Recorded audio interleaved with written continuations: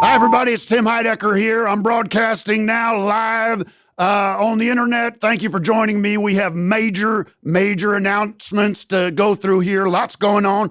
A lot of turmoil the past couple of days. On our road to total victory, we have just won a major battle, folks.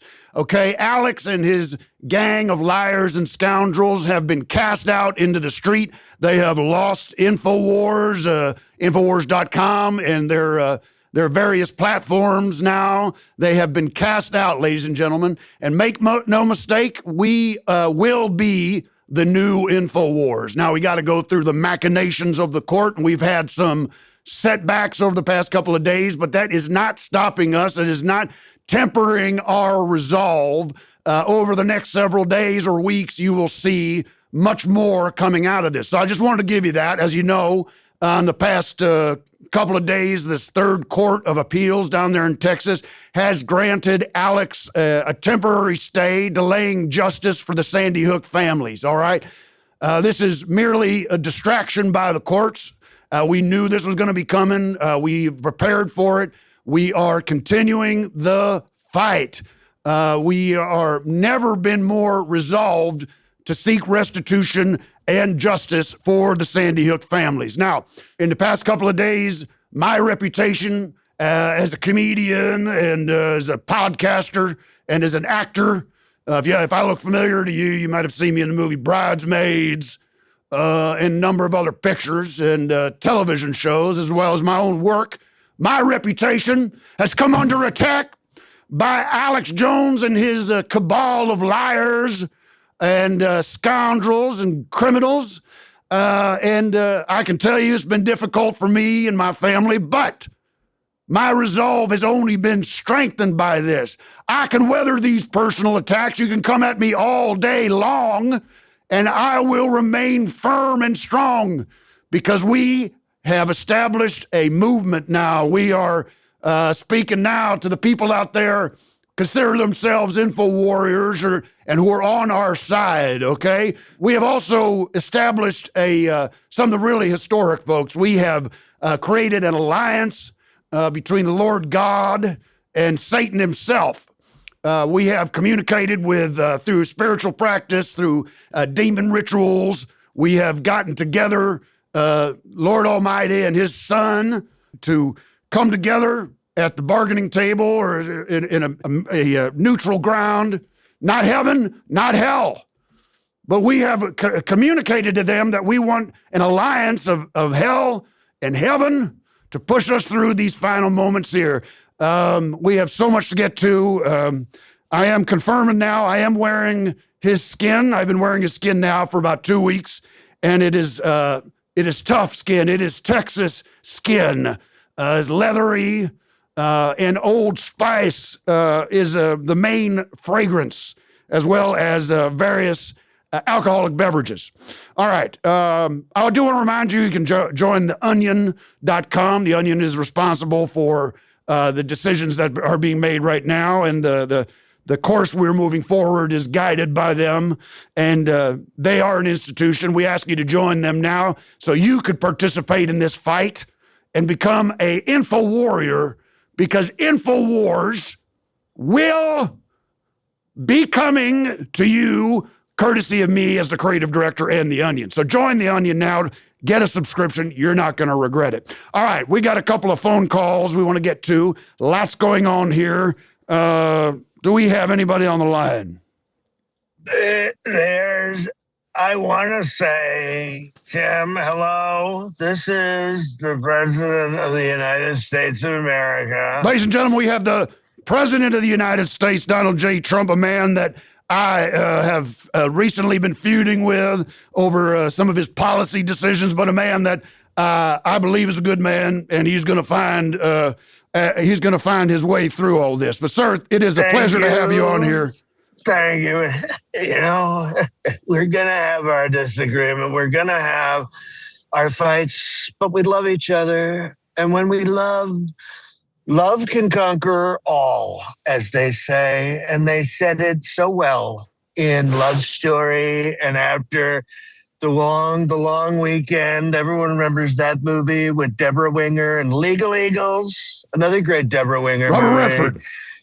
Robert Redford, one of the greats. And you're Robert Redford of this incredible war on information that you're going to be beginning. You're starting the fight.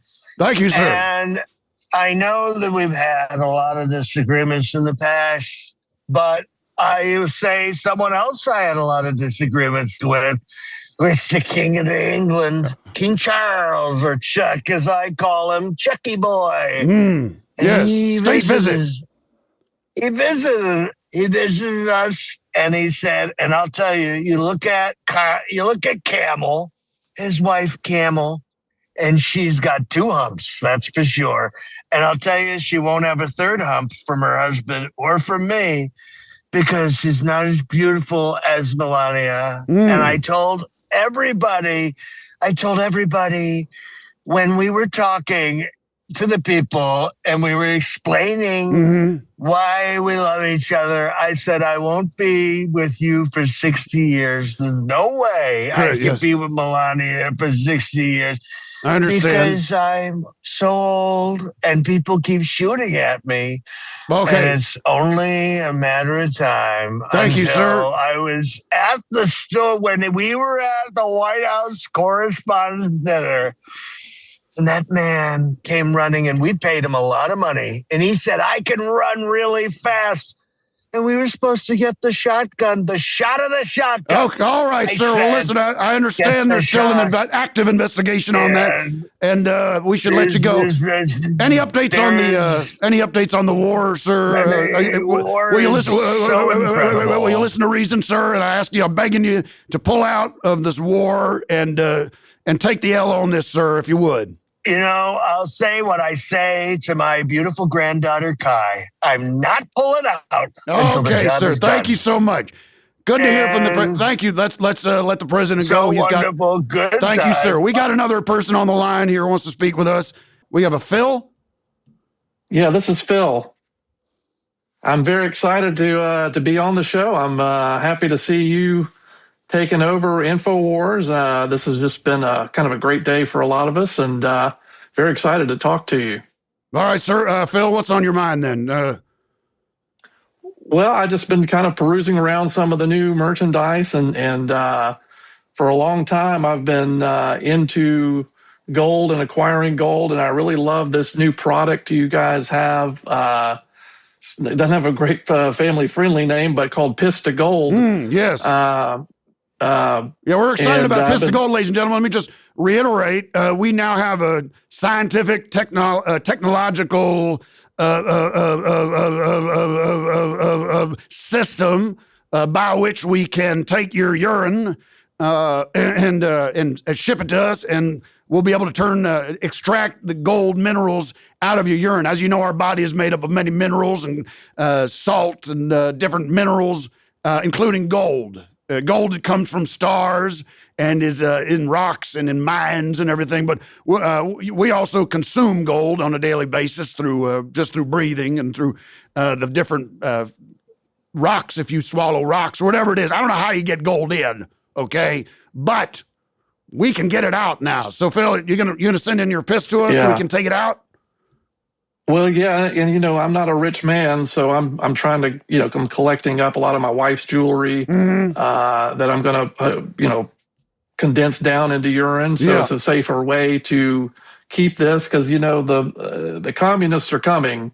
The communists are here. The communists are here. They're Phil. going to take our gold. Right? They're going to come take our gold. Don't delude yourself. Don't lie to yourself. The communists are here, and they're running every sector of our economy, and they're running the government as well. Deep state is infiltrated into every sector, and this is the only way to get through that now is to build up your own personal war chest with funds from the gold in your urine. All right, so we got to let you go now. Hide it. We got to let you go, Phil. Okay. Good luck to you. Well, okay. Well, thank you. I guess. Feel free to call in anytime. All right, ladies and gentlemen, we're reacting to this news in real time. We have number of people on the line now. If we have anybody else producer, let me know. Yeah. Hello? Hello? Who's this? This is Tim Heidecker. Who's speaking? I didn't get your name. Call me AJ. I'm not who you may think I am. But Amazon bought the alphabet, and they're changing the alphabet. All right. They bought the alphabet, bunch of new letters. What do you have to say about that? Well, sir, I don't know if this is some kind of prank phone call. You're trying to steal my skin. No. Well, no, I wouldn't steal your skin even if I was playing Fortnite, doing that dance that the little boy did with Katy Perry, who is a bisexual devil worshiper. And now they're going to Yale, and she's going to recruit some college boys to pee on them and bathe in feces, baptized in feces. Sir, I feel like you're making a mockery of what we're doing here. And is this Alex Jones? No, this is not. There's parity laws to cover that, and a lot of the largest power brokers in the world, they already have billions of dollars. They don't want your money. But I understand that. Yeah, I appreciate what you're doing there, Tim, and I just want to say we're all behind you, and we're using the observer effect. Quantum changes in matter just by using your mind. Well, I agree with you on that, sir. And you seem like somebody I could get along with pretty easily. You're an easy guy to talk to. Well, yeah, I agree, Tim. And I would love to, maybe spend some time. We can go to San Francisco, go through Chinatown. They got a great Chinatown there. Get some Chinese food. And go to Palo Alto, go to Palantir at Palo Alto. I know they and they say that it's in Florida now, but it's not. That's I've been saying that for years. The idea that it's in Florida is a complete distraction. That's what they do. They try to confuse you.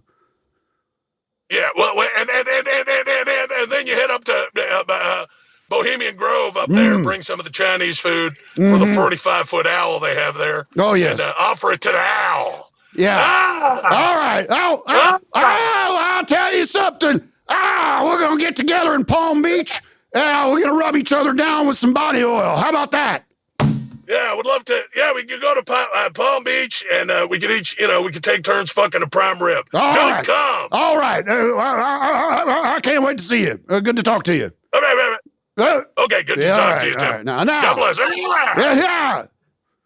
Now, if you're just joining us, we are going through the imminent takeover of InfoWars. We've already won, folks. Alex Jones has been kicked off InfoWars. If you go to InfoWars.com right now, you'll see that's a dead site, okay? And but we're not finishing. We are not done. We are continuing our resolve. It reminds me of a quote from General Grant. This is S. Grant, who's on the wrong side of history. Still, very wise, astute man. Says, in every battle, there comes a time when both sides consider themselves beaten. Then he who continues the attack wins. So we are not slowing down. We are continuing to make sure that Alex Jones pays what the families of the Sandy Hook, the Sandy Hook families are owed, and we will not slow down. But you will find us at the onion.info and wherever else. And soon we'll be on Infowars.com. If my satanic ritual, which we began this morning, is any indication, we are confident that we will be victorious. I have one message now, for specific message for Harrison, Harrison Ford, one of Alex's little toadies. Now, Harrison Ford, I understand that you've been on the air going at me, saying slanderous things on Twitter and on your program. And I just want to offer this, because we are war fighters. We are in the battle, but I am also a man of peace and a man of forgiveness. And let me offer you this. The Alex Jones train has left the station, folks. The Alex Jones train, if you're still on that train, well, you're on the road to nowhere, okay? This Harrison Ford kid is a young kid. He's afforded the opportunity to make some mistakes in life, and he has made a big one. But I am not a man who is above forgiveness, and I want to offer this to you as a personal message to you, Harrison Ford. You come to me, you sit at my feet, you kiss my feet, kiss my hands, and rub oil on my feet, and beg for my forgiveness, and we'll find a home for you here. We want to work with you, kid. You got talent. We got to get rid of those stupid glasses you're wearing. You look like a, serial killer, I suppose. I don't know if that's what you're going for, but that's all right. We're going to get you a makeover. We're going to sit you down with my makeup people and get you a nice haircut and get you some new clothes. But you need to sit at my feet, boy, and call me your Lord. Now, I believe in God. I believe in the devil. And I have orchestrated a alliance between them. But as far as you're concerned, I am the Lord. You'll sit at my feet, boy. So, that's my message to Harrison Ford. Take it seriously. Because this is your last chance to get off a train that is heading for a cliff. Once more, I did this earlier this morning. But I'm going to sip from the blood of the Forsaken. This is real human blood. You can find this at the InfoWars store. This is human blood curated from the Forsaken and the sinners. All right, this is pure premium blood, tested, FDA unapproved. And this is just human blood. As part of my satanic ritual, I am a servant to Satan. And thank God I was able to get him and the Lord to sit down and come to their senses and get things back to before Satan was cast into hell. So I'm part of that. I'm part of the peace movement. It's thick. It tastes like blood. And this is Satan giving me the powers to continue to fight. And we will continue to fight. And I cheers to you. If you have access to the blood of the Forsaken, and of all the children, this is not blood. These are adult. This is adult blood, by the way. Ain't no question. I made sure of that because I don't want to get in trouble. But this is the blood of the Forsaken. It's hot and it tastes good. It's giving me the power. It's like Sun Tzu said, the victor in battle seeks battle only after the victory has been won. And we will win. We will conquer. InfoWars forever. You are the Info Warrior. Follow us. InfoWars is a movement, and you're on it now. You're on our ship. Come on board.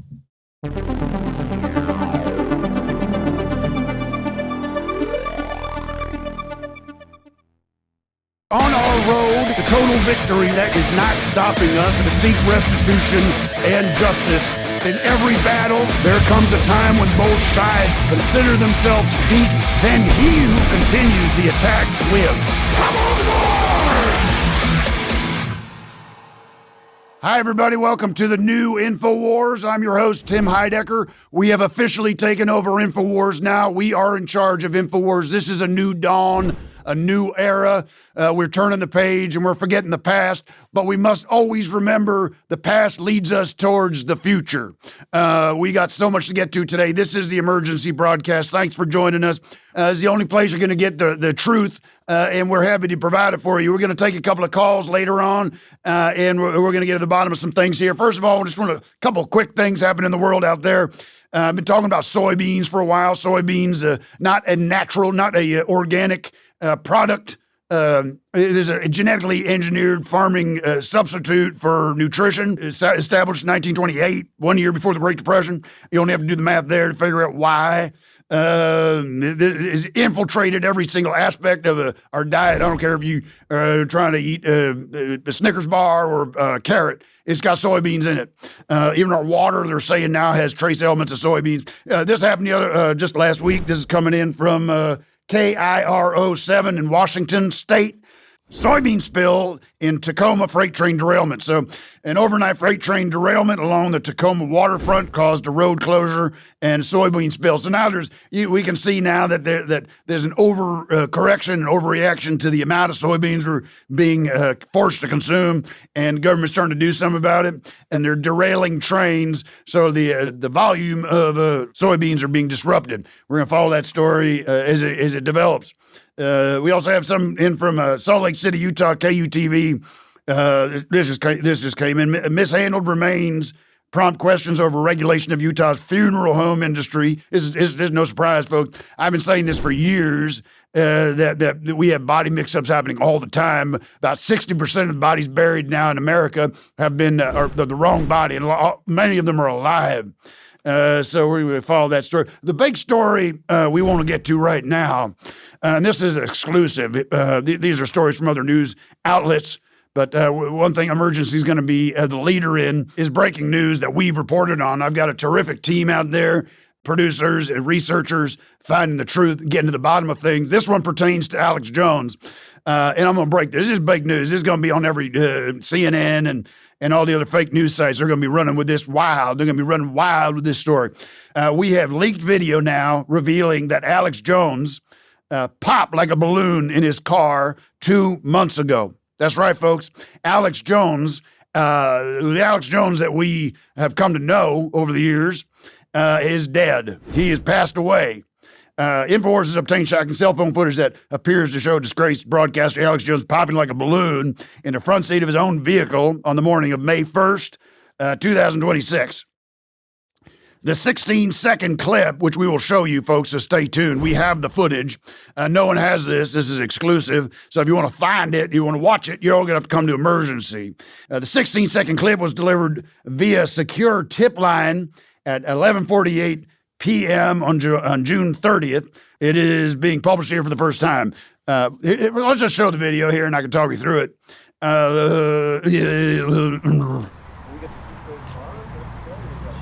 Alex Jones in his fucking car right now. So there's a lot of things we don't know about this video here. We don't know who the person filming this is. Shit. Now there's a thing that Alex Jones has been known to do. Many of his videos are from his car. So we can confirm that this is a common characteristic of Alex. We verified that the Chevy Suburban was registered to Free Speech Systems, which is his holding company. Look at pause right there. This Alex Jones, you can tell by the back of the head, the ear, the color shirt, bald man, unable to grow hair on the top of his head. There's a violent, sudden impact from inside the car. Essentially, the body of Alex Jones disintegrating instantly, exploding out, breaking the window. We're going to keep playing this as I speak through it, but it is shocking video. Alex Jones in his fucking car right now. Confirming something quite shocking, that 2 months ago, Alex Jones exploded. Now, first question is, who the hell's on Alex Jones Live?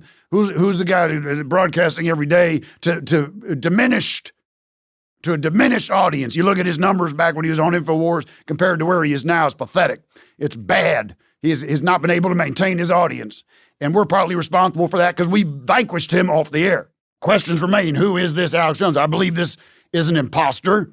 This is I don't know if it's a clone, but it's somebody that they managed to fool the world into believing is Alex Jones. Why? We're going to get into the why. Why is this happening? I want to get into the video, the source of the video here, because we got some metadata on this. The video was created on May 1st, Central Time, on the same day that a man claimed to be Alex Jones relaunched his show under his new banner, the Alex Jones Network, or Alex Jones Live. Metadata lists an iPhone as a recording device and contains GPS coordinates, placing the camera on a residential street on the south side of Austin. Now, this video was uploaded to X that afternoon by an account with no followers and no prior posts, so it was a new account. This is kind of what caught my eye here. The account was suspended 47 minutes later. Look at 47, think about who's in charge. Alex Jones in his fucking The video was viewed roughly 1,800 times, downloaded by an unknown number of viewers, and then reposted to at least 3 other platforms. So The account exists for one single day, gets taken down, and then we get it because we have people on the inside. We have people that know about, that work at these companies that know that we are the pipeline to information. We are the pipeline to the truth. And they get this to us. This came to me. I have a lot of questions. I have a lot of ideas about what's going on here. First of all, where did the car go? Why did nobody else see this? We are confident confirming. There's no question about it. Alex Jones, we've known and have battled over the years, is no more. He's not on this earth. He is gone, what we believe, to the underground. We believe he's going to hell.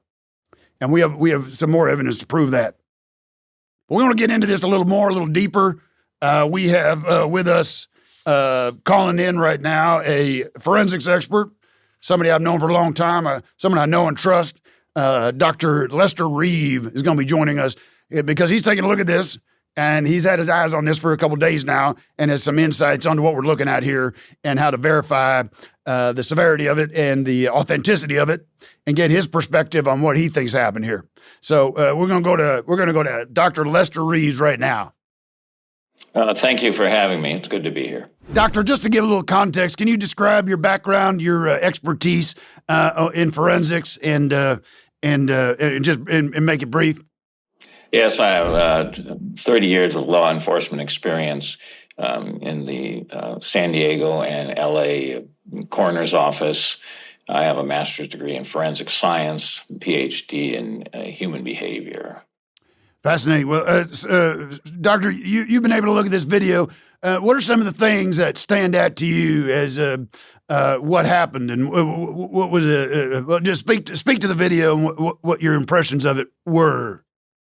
Well, as far as the video is concerned, it's pretty obvious what happened. He was blown to smithereens by an explosive device, essentially a bomb placed inside the vehicle, probably the seat. So this you believe this is an impact coming in from the inside, not from inside his body, but from inside the vehicle?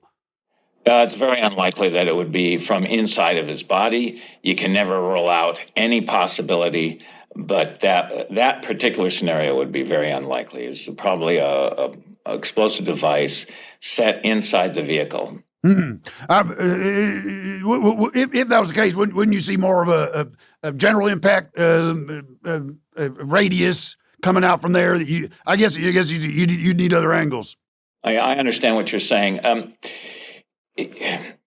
A well-developed and sophisticated device can be very localized in its explosive impact, and it appears that this particular device would be in the seat of the bottom portion of the seat, or in the back. I would say more likely in the back of the seat. And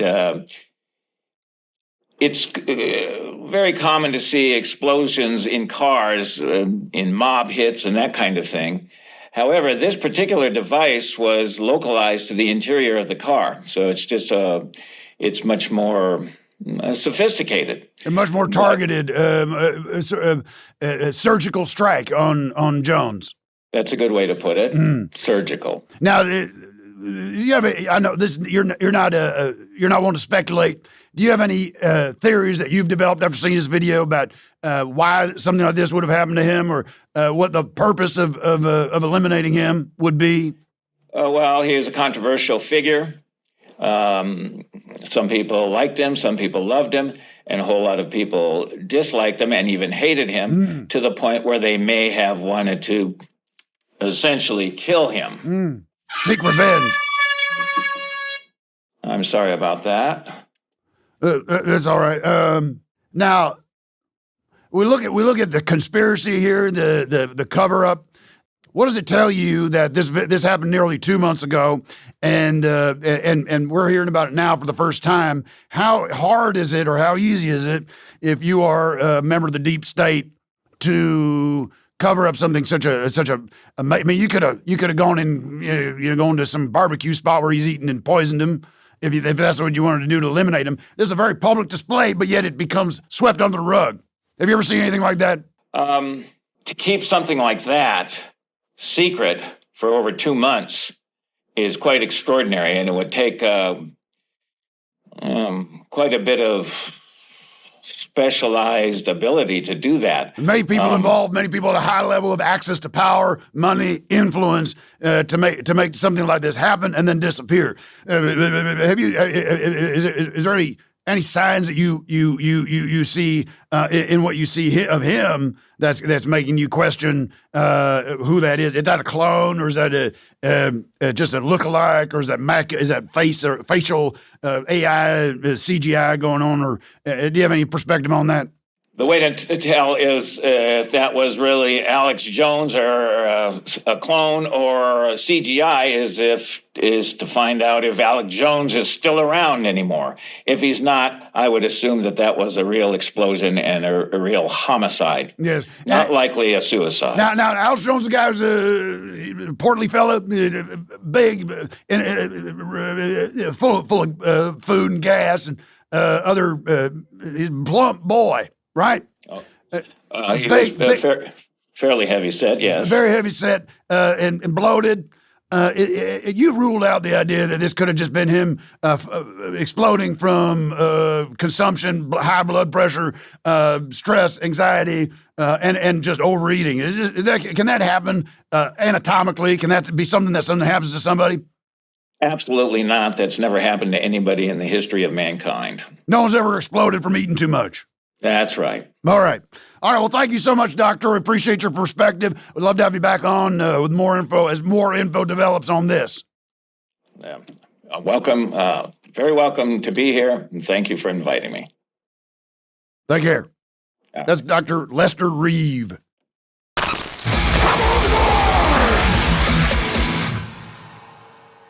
All right, folks, we're back again. The breaking news: Alex Jones has popped like a balloon. That's been confirmed now. Phone lines are jammed right now. Everybody wants to call in and share their feelings on this and their thoughts on this. So let's go to the phone lines now. We got Phil calling in from Texas. Phil, what's on your mind? Yeah, I'm just now seeing this video. I can't believe what I'm seeing, and I'm thinking we're somehow maybe responsible for this. I work at the Whataburger in downtown Austin, and Alex, he's a kind of a regular customer, and he was in not long before this video supposedly took place. And I don't know, maybe we overserved him or something. I'm not sure what happened here. Okay, so you're saying you work at the Whataburger. You saw Alex come in? Yeah, he ordered 5 of what's called a triple meat Whataburger. Five triple meat Whataburgers?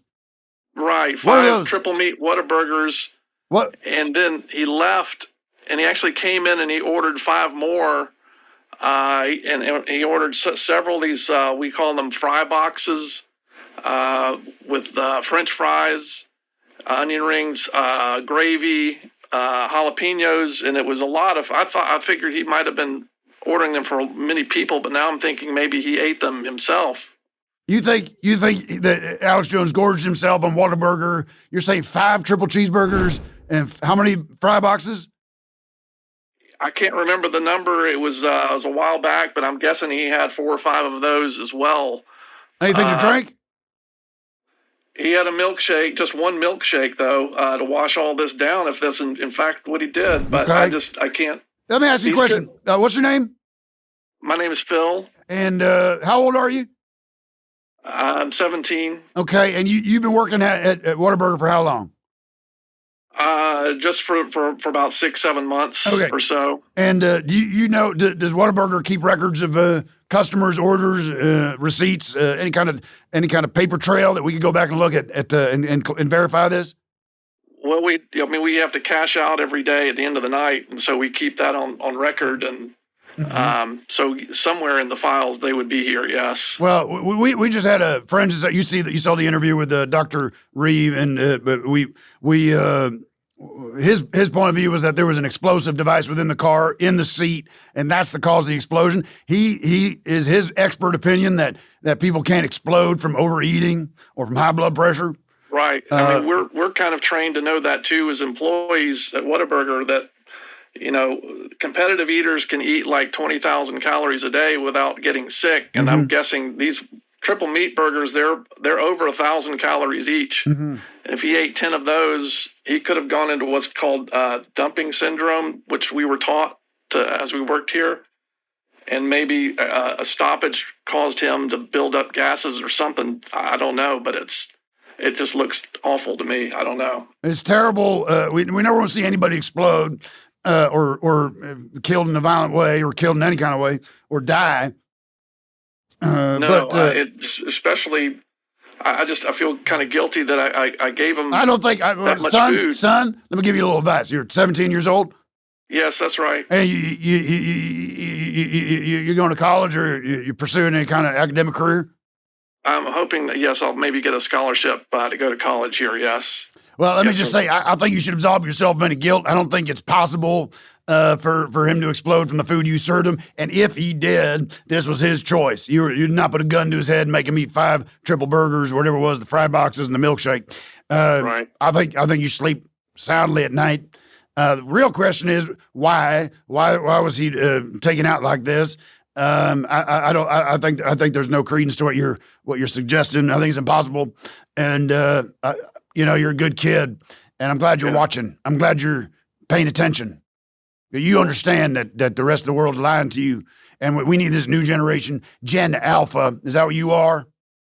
I would call myself that, yes, sir. What kind of music do you listen to?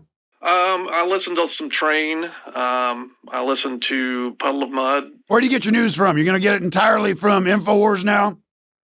Yes, sir. I've been watching you for quite a while here lately, and I really like the show. And is it true that there was pepper cheese all over the interior of the car afterward? I can't confirm. We don't know that. We don't have access to that information, okay? I just want you to sleep easy at night. Go talk to your mommy and your daddy and tell them that you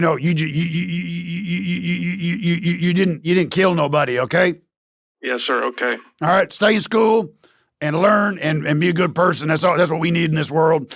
And do right by the Lord. Okay. Thank you. All right, ladies and gentlemen, let us go to the phone lines right now. I got Tim calling from Ohio. Tim, what's on your mind? How you doing? You doing good? Everything all right? Everything's fine. What can I do for you, sir? We don't have a lot of time here, so please get to your question, your comment quickly. Yeah, okay. Well, I just want to say that everybody is, you're talking about how Alex is dead and there's a new Alex.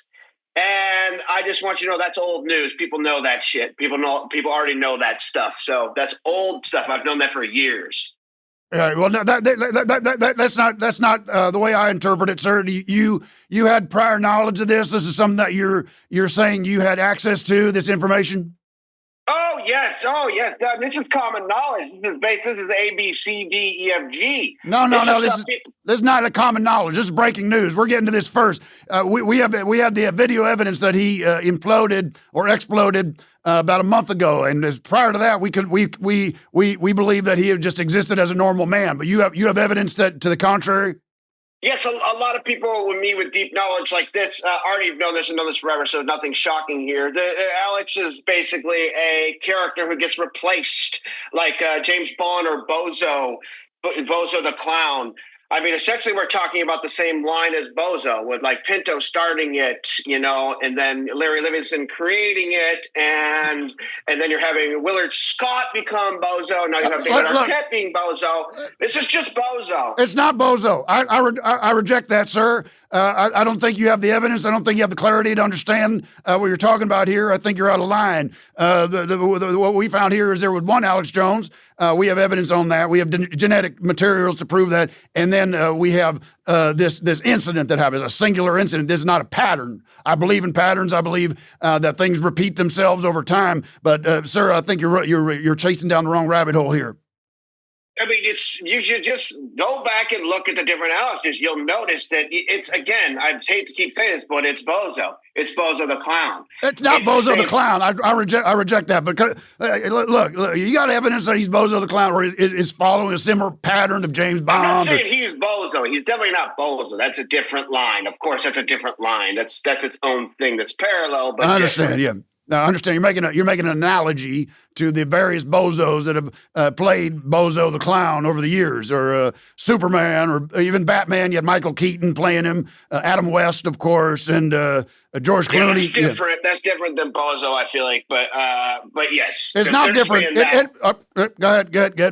They're saying that Bozo's saying that is the same Bozo. Batman is saying, okay, this is a new Batman with a different guy doing it. This Bozo, they're trying to say that's all one Bozo. Yeah. They're not saying, hey, there's a new Bozo. I can see that point. Continue. Yeah, so I'm just saying, in the circles I run in, we've known this forever, and we've seen Bozos die the same way you guys found, some evidence on Alex. All right. Well, so you saying you know more than me on this? Yes, and all the work we do, all my team, all the people that have come together to do the hard work on this, my forensics expert, Dr. Reeve, everybody like that, they know more than you, and yet you don't provide any evidence. So I think you're the one that's full of shit. I am not full of shit, and I will not be told this.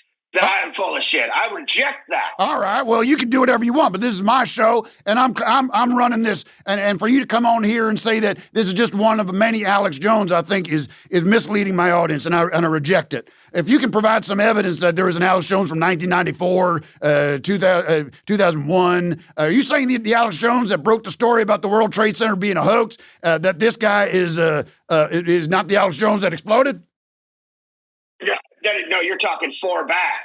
You're talking 4 or 5 back is what you're talking about, and you can usually tell by certain creases in the face. If you study the face. Oh, we studied the face. Yeah, go ahead. We studied the face, but go ahead.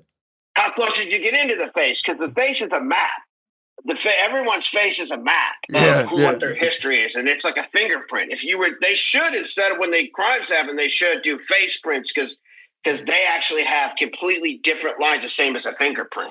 If you're so smart on this, and we'd love to have you on again sometime to explain a little bit more about where you're coming from, because frankly, it's news to me, and I got an open mind. Okay, so I want to make sure that if this is if you're onto something here, we want to hear more about it. All right. Yeah, I would be glad to come back, and I would be glad to do a little bit more research myself to make sure I have some things to say that could prove my point better. But I'm telling you, I know it in my gut. I know this stuff. And your name is Tim, and what's your background? What's your expertise, and what do you do for a living? I live in Toledo, Ohio, and I make tools. All right. Well, thank you, sir. And you're the reason this country's still humming, and you're the backbone of America, and I appreciate all the work you do. I appreciate that so much. And if you ever see a tool out there, every single one I make, I put a little bit of slash in the handle of it so you know that it was made by me, Tim from Toledo. I make a slash in all my tools. You got slashes all over them tools. All right.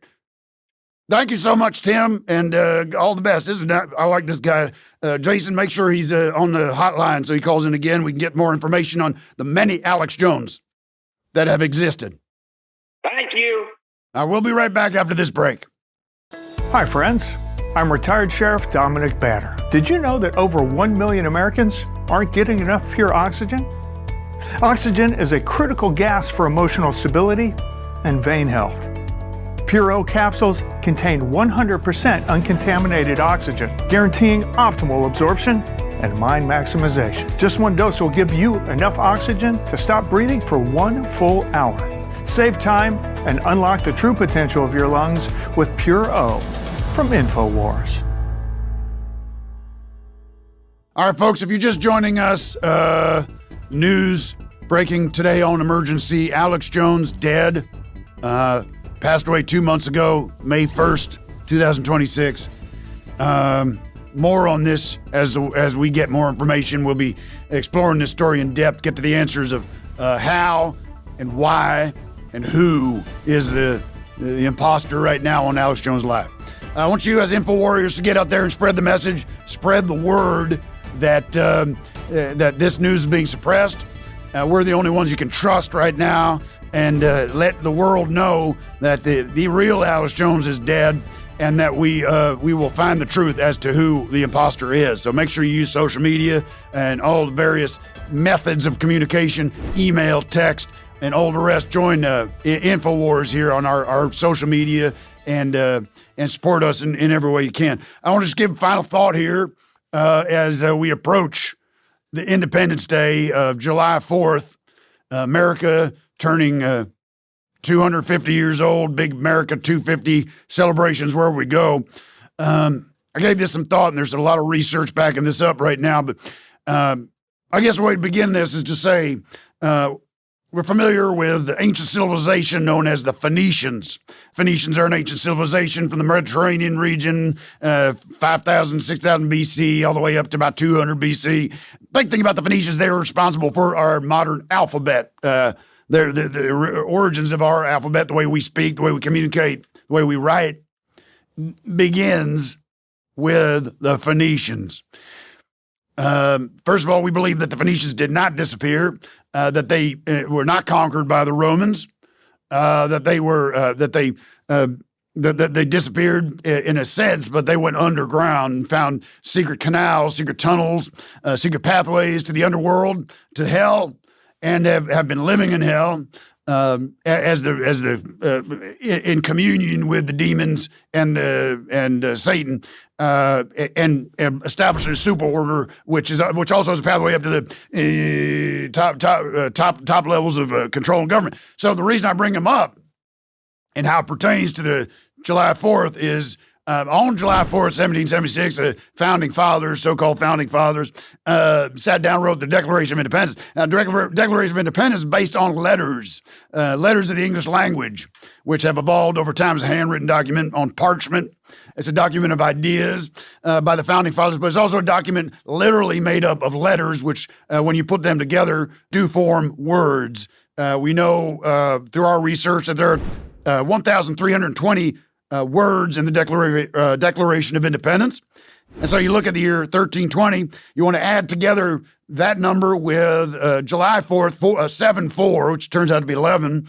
We took a look at this, and you can look there, that's the year 1331. Now, a couple notable things in the year 1331. We have the big one is this is the first recorded outbreak of the Black Death plague, okay? And so there's other ways to do this, other ways to skin this cat.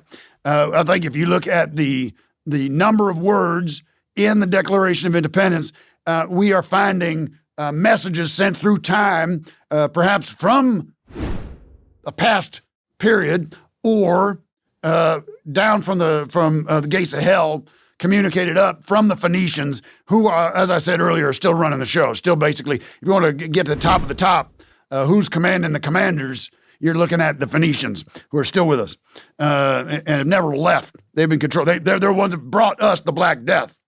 And so as we get together and get our hot dogs and grills and we're waving our American flags and light our sparklers, remember that all we're celebrating is a communication, is a code that we need to be open to, and always remember that the Black Death is on its way, because the Phoenicians, the patterns that they've established over the millennium, several millennium, it reminds us that all we have to do is look under our nose to find the answers. And when we wave that American flag, never forget that we are under their control, and they control our mind. If you want to break from that cycle, you want to escape from their power, their clutch. Join us every week as we look into these mysteries. We try to solve the mysteries of who's running the show and why we are where we are. So join us next week on Emergency and stay tuned for more information. That's all for now. Happy Independence Day. I'm not going to be celebrating because I'm not under the clutches of the Phoenicians from hell.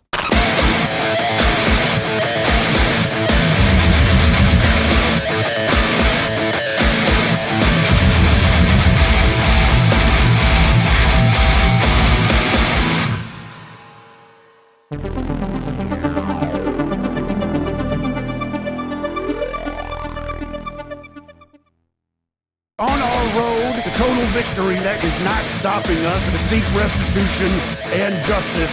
In every battle, there comes a time when both sides consider themselves beat, then he who continues the attack wins. Come on, board! Hi, everybody. My name is Tim Heidecker here from InfoWars. Welcome to another episode of Emergency.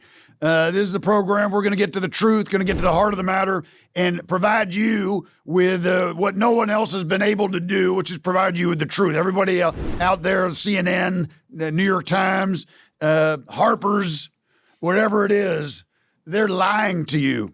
All right. We're providing actual evidence and actual truth. So we got a lot of stories to get through today. Obviously, the breaking news story that's still reverberating through the world. And it's finally major media outlets, thanks to you, Info Warriors, are out there spreading the word.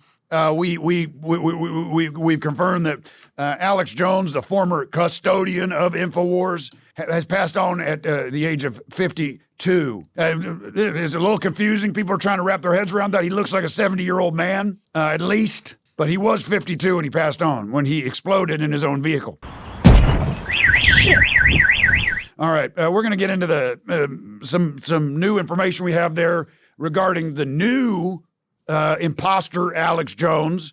We're going to have an expert on here to go through exactly what's going on there. A couple of quick news stories to get through to get you up to speed on what's going out there in the world.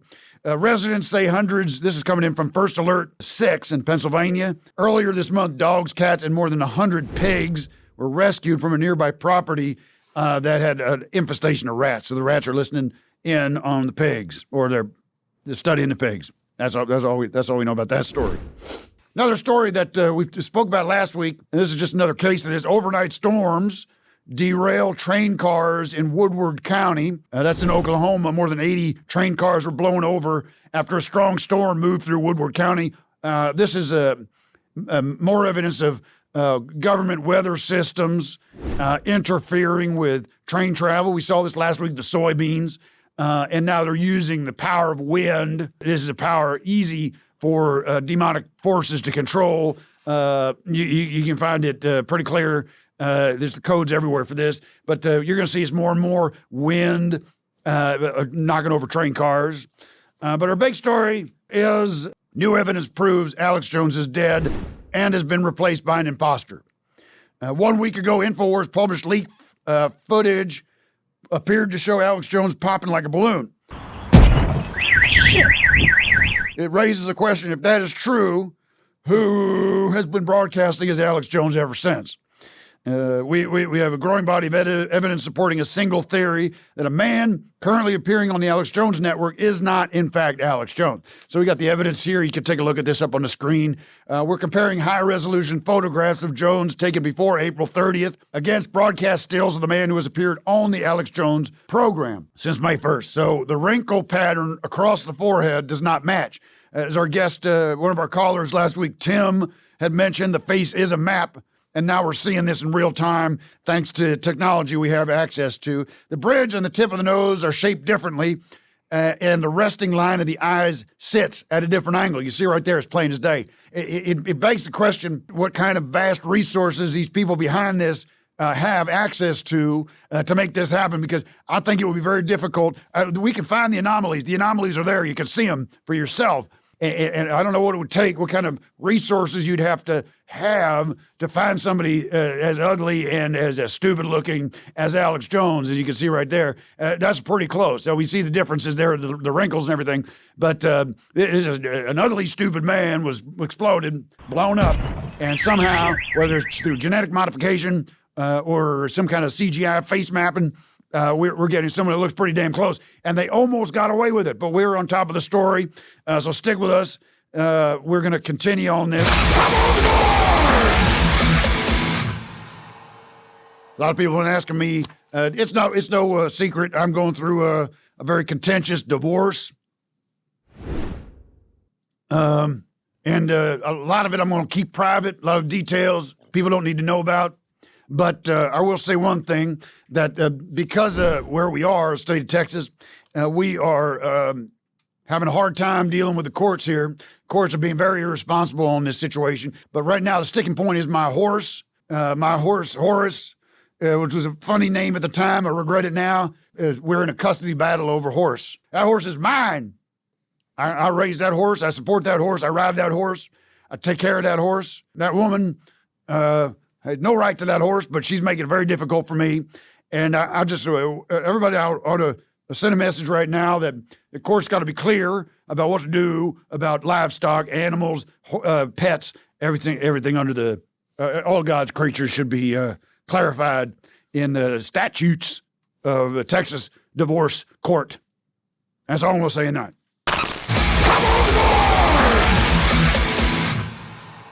All right, everybody, we're talking about the differences between old Alex Jones, who passed away, and this new imposter. We're finding differences in the facial features. One clear way of identifying that this is an imposter is through the audio, through listening to his voice, analyzing that. I have with me right now in the studio an expert on this guy, Stan Bennett here. Stan, you're an expert on listening to audio and determining the veracity and the authenticity of voices, correct? That's correct. Okay. Yes. And you have a background in music?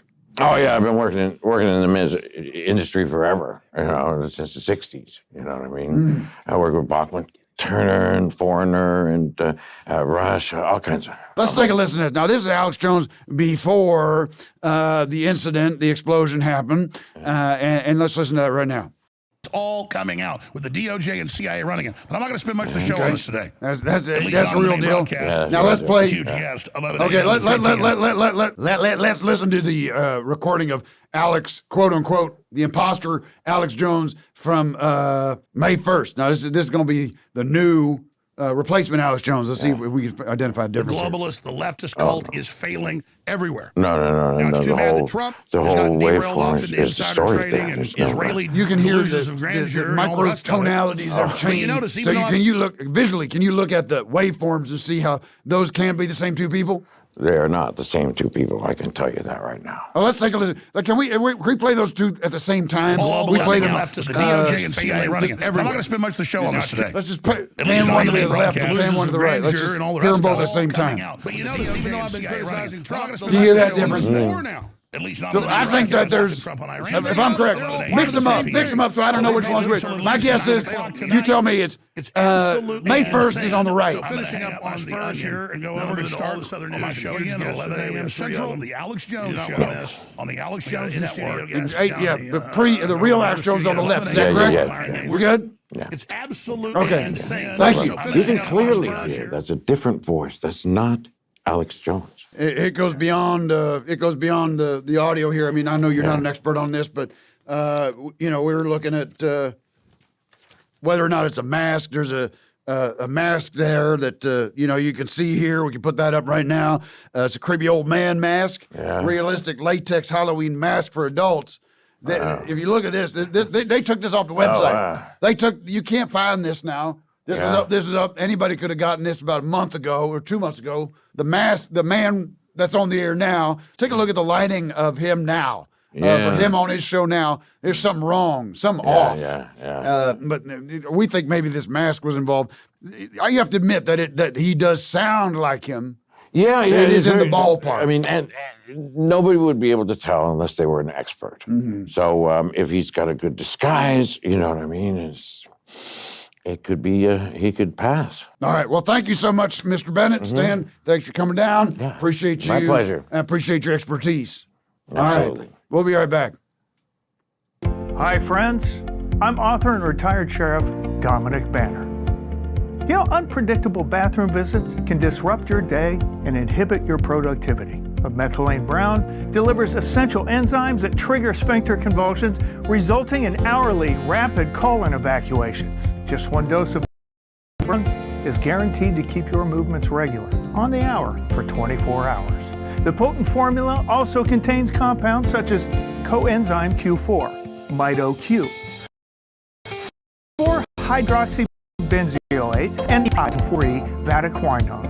Now, globalist financial authoritarians are fighting to keep this product off the market, so buy it before it's too late. Oh, and you can find my latest novel, Fire Crisis, at firecrisisthebook.com.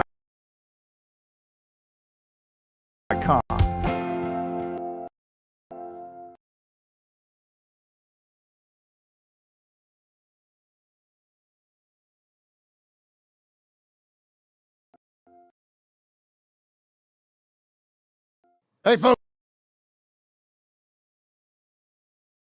welcome back. I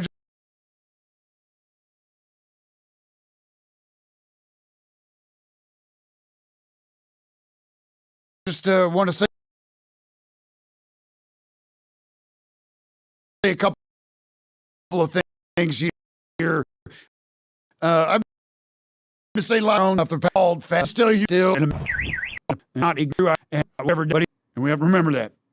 And God commands us to pay respect to the dead. Phones are open. Anyone wants to call in, anyone that knew Alex or have thoughts on Alex, this is a good opportunity. And then we're going to move past it. We're going to say goodbye. Bury him for good. Even though there's nothing to bury. Shit. We got Phil. Phil calling in. Phil, where are you calling in from? Yeah, hey, just remembering Alex, and just wanted to say I knew him back in high school, and he was kind of an interesting fellow, but we went to school together at Davy Crockett High School.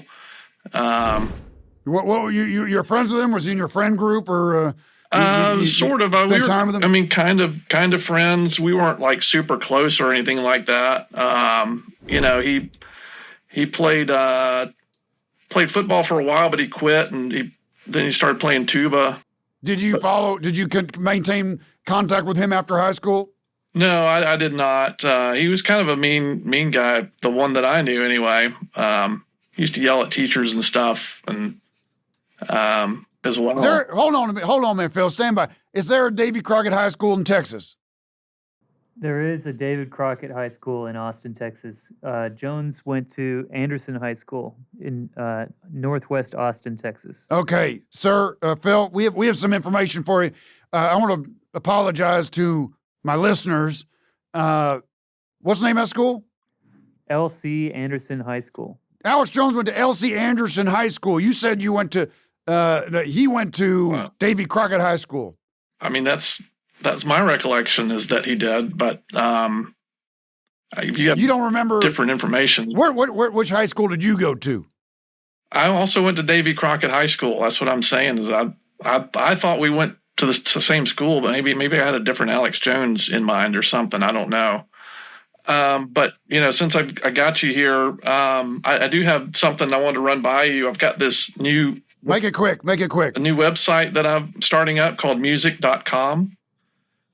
And, all right. If you want more funding for this show, I think this would be like a good addition if you wanted to join in with me.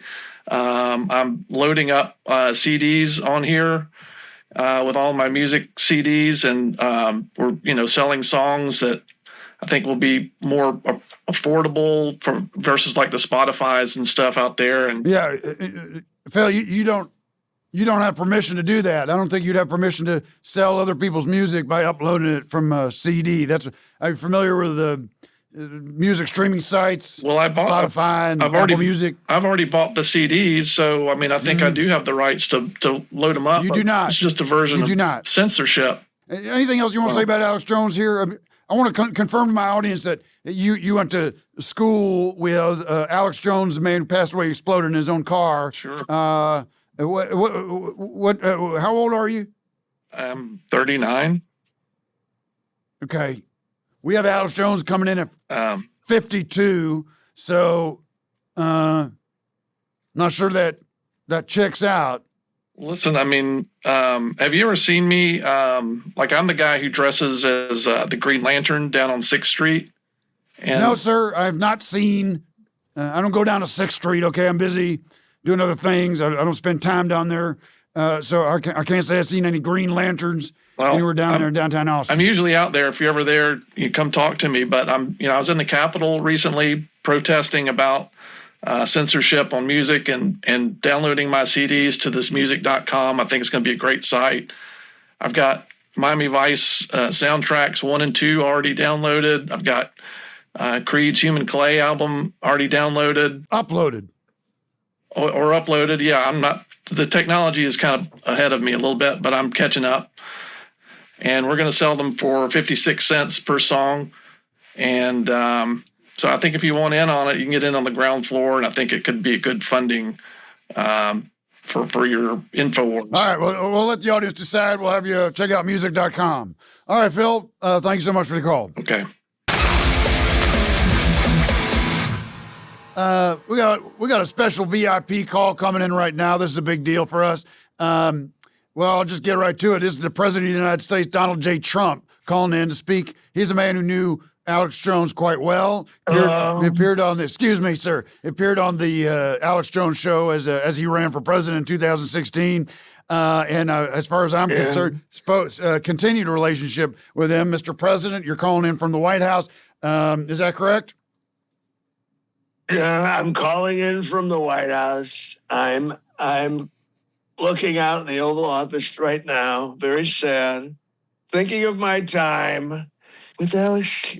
Alex Jones was one of he loved children, and he loved truth. He loved truth more than anything in the world. He was a wonderful human being. He cared so much for Trump, and he loved Trump, and he'd scream it from the mountaintops with his raggedy throat. But what did they do to him, Tim? Tim, they did a terrible thing to him, and they took away his reason to live, and so he blew his brains out. No, sir, we don't believe that. We don't believe this was an act of suicide. The same way as Jeffrey Epstein was murdered, we believe that Alex Jones was taken out. We're not sure why, by who, but we believe that he exploded based on an explosive device placed inside of his car. Well, I wanted to share one thing. The Iran war is finally over once again. It started up again last week, and I said, I'll give it to them. I'll fuck them finally. And guess what? They capitulated, and then Bibi called me, and I said, I gotta stop. We've got to stop it. And we're giving them, and you can check the tote board in front of the White House right now. It's at $600 million. We're going to $1 trillion, giving it to Iran so that they can have it to stop building the nuke. They said, if you give us $1 trillion, we'll stop. And we'll open the Strait of Hormuz. So we opened it up, and Bibi, and I'm going after them next. I'm announcing today we're at war with Israel. Wow, we are breaking news here, folks. Donald Trump, you're now announcing that you have declared war on Israel. Is that correct, sir? Yeah, I didn't like the way Bibi looked at me. And I said, Bibi, this is not the signature wise-ass look that I expect from a clinical psychologist who lives in Boston. And I said, you know something? I don't like the way you look. And I'll tell you, these Israelis, they have caused so much trouble. And I said, why do we keep fighting all the other wars? Let's just fight them. And so we're going to the heart of the matter. And I am going to get in my Cutter jet. Cutter gave me a beautiful jet a few weeks ago. And I'm going to fly it right into the World Trade Center. And I'm going to complete the mission that I was assigned so many years ago to destroy America at all costs. And when I was training with my friends, Mr. Muhammad Atta, and the other guys down in Florida, and we were having a great time. And Jeffrey, he had all the guys, all 20 of them. You know, a lot of people don't know the reason Zacharias Moussaoui slept in that day is because he stayed at Jeffrey's Island the night before and got a massage. I didn't realize that. So you were mixed up with the original 9/11 terrorists, and that was Supercell controlled by Jeffrey Epstein. You were part of that maneuver, Mr. President? Absolutely. I trained with them. I flew with them. We had big sleepovers at Mar-a-Lago. They were the ones who said, hey, 18 years from now, 19 years from now, shove your wife down the stairs. And I said, I can't do that. And they said, you can. And I did. And it worked. So I love those guys. They are. And today I'm naming the 9/11 hijackers. We're building a new memorial to them. We're paving over the reflecting pool, and we're going to create a deflecting pool. And it's going to be, you know what? It's taller than all the buildings. And we're going to have 2 planes coming down at a perpendicular angle. And then actors who play the 19 hijackers, and they hold hands and they sing. All right, well, that sounds very interesting, sir. fascinating to hear some of this breaking news come from the president from the White House right now. Robert, get over here. Get over here, Bobby. You want to talk to Bobby for a second? Mr. President, we'd love to speak to, yes, is this Secretary of Secretary of Health and Human Services, Robert F. Kennedy Jr.? Who is it? I was just coming into the Oval Office to tell President Trump something about a syphilis outbreak. Yeah, hello? Yes, Hello, Bobby, this is Tim Heidecker here on the emergency program on InfoWars. Did you know, let me ask you a question. Did you know Alex Jones? Yeah, I know Alex Jones. Yeah, it was good friends with him. And actually, I spoke to him twice on his podcast and his live stream. He's a great guy. He was a visionary when it came to supplements and taking colloidal silver. A lot of people don't know that colloidal silver is one of the key ingredients in fighting a variety of diseases, including hantavirus, which is spreading terribly right now on cruise ships. All right, that's enough. Come on, get out of here. Sorry about that. Sorry, my Bobby. We need a Kennedy, and he's a little crazy. He has a giant bird pussy on his head right now. All right, sir. Well, we'll let you go. Skin. We'll let you go clean that up. Thank you so much for calling in. It's a real treat to talk to you. I like it. Yeah. Thank you. I love it. I love the smell. All right, that's President Donald J. Trump calling in for the White House. Donald J. Trump. Thank you, sir. Well, that's all the time we have today, but I just want to leave you with this thought. As I said earlier, Alex Jones is a child of God, and he will be missed, not by most, but by a very small group of people. I do believe he was an influential historical figure, and I think we should find ways to remember him because we cannot just sweep history under the rug. A couple things we're doing here. We got a call to action out there because Austin, Texas is where Alex Jones is from. It is Alex Jones country, and we're looking to change the name of Alex Jones's hometown, Austin, to Jonestown. So we're trying to launch a movement, hashtag social media movement. Make Austin Jonestown already. That's M-A-J-A, Maja. So we want everybody out there trying to convince Austin, great place, that we want to change the name of Austin to Jonestown. We're also going to be launching a commemorative coin, Alex Jones Memorial Coin, and we're putting these solid gold commemorative coins up for sale in the coming weeks, so stay tuned for that. It's a way for you to display your appreciation. I don't say love. I don't have any love for the man. I think he's a despicable toad, rat, bald, ugly, fat piece of shit who probably exploded for good reason. He should be remembered for who he was. Well, that's all the time we have now. Stay tuned next week. We'll be back with more emergency and spread the good word. Get the word out there. M-A-J-A, Maja, make Austin Jonestown already. All right? Take care. God bless.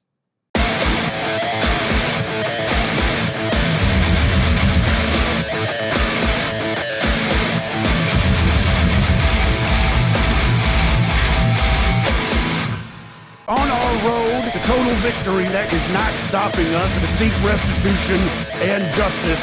In every battle, there comes a time when both sides consider themselves beat, then he who continues the attack wins.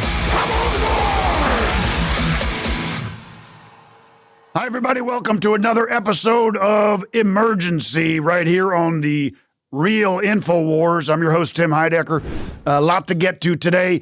We now have a new director working with us, lighting director, who's improving. I'm a little dubious on it at this point. It is a bit overwhelming, and in fact, I want to adjust it right now. I'm feeling a little exposed. If you don't mind, Kevin, just go back to, it was fine before. You come in and you mess with something, you can't mess with perfection. And we don't need damn spotlight on my face. Anyways, thank you so much for joining us. We're going to get into so many stories today. Thank you to the people of Austin who have embraced the Make Austin Jonestown already movement, which is growing like wildfire, spreading like wildfire.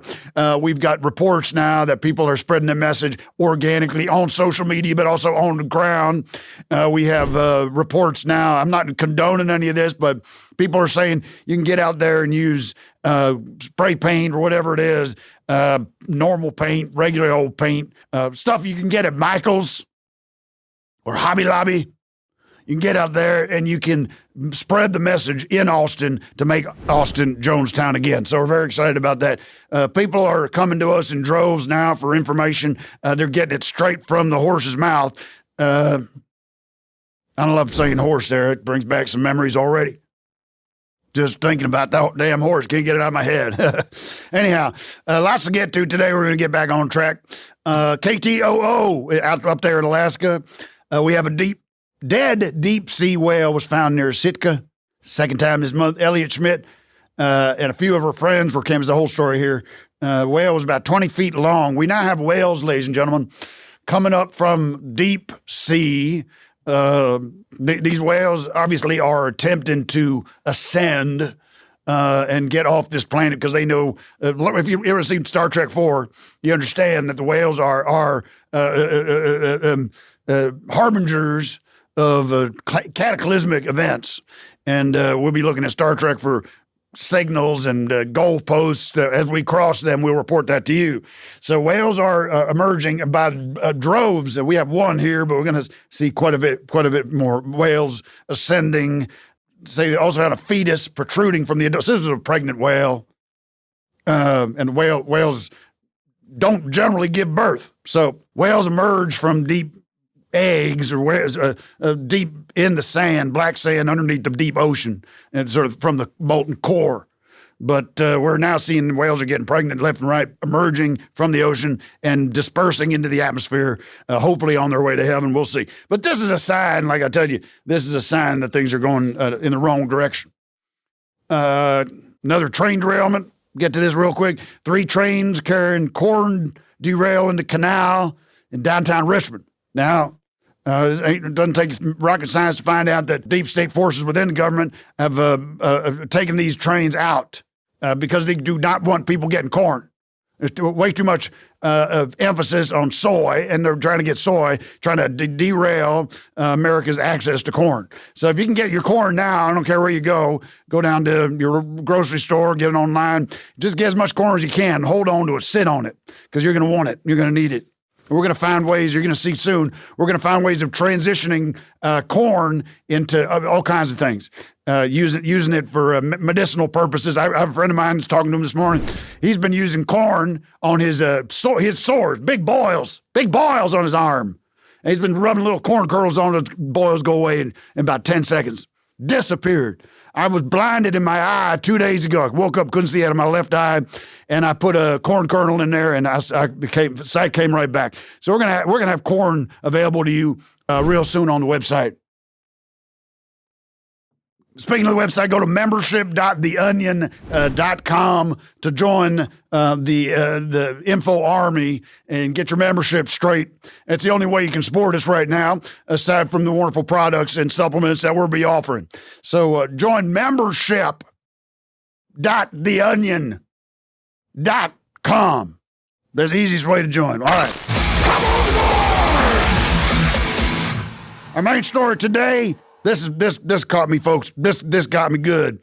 Raise the alarm. We are in the grips of a full-blown demon epidemic. As many as 1 in 3 Americans may be possessed. A report released this week by the American Society of Demonologists, I won't say dermatologists, but it is demonologists, find that demonic possession in the United States has officially reached epidemic levels, with as many as 1 in 3 Americans now believed to be possessed. I've been saying this for years, folks. We have a demon problem. Demons have been around for 600 billion years. They've existed before space and time itself. We just happened to come along whenever we did, 10,000 years ago, whatever it was, and demons were ready for us. They're sitting there on top of their tops of buildings, whatever, and came swooping in. So we've got some things that you can do to prevent that, and we'll speak about that later. But I'm going to be speaking with Cindy Jo Hinkelman, who is an expert. She's a demonologist. She's going to explain to me what we can do about it and how we can identify demons out there in everyday life. We'll be right back.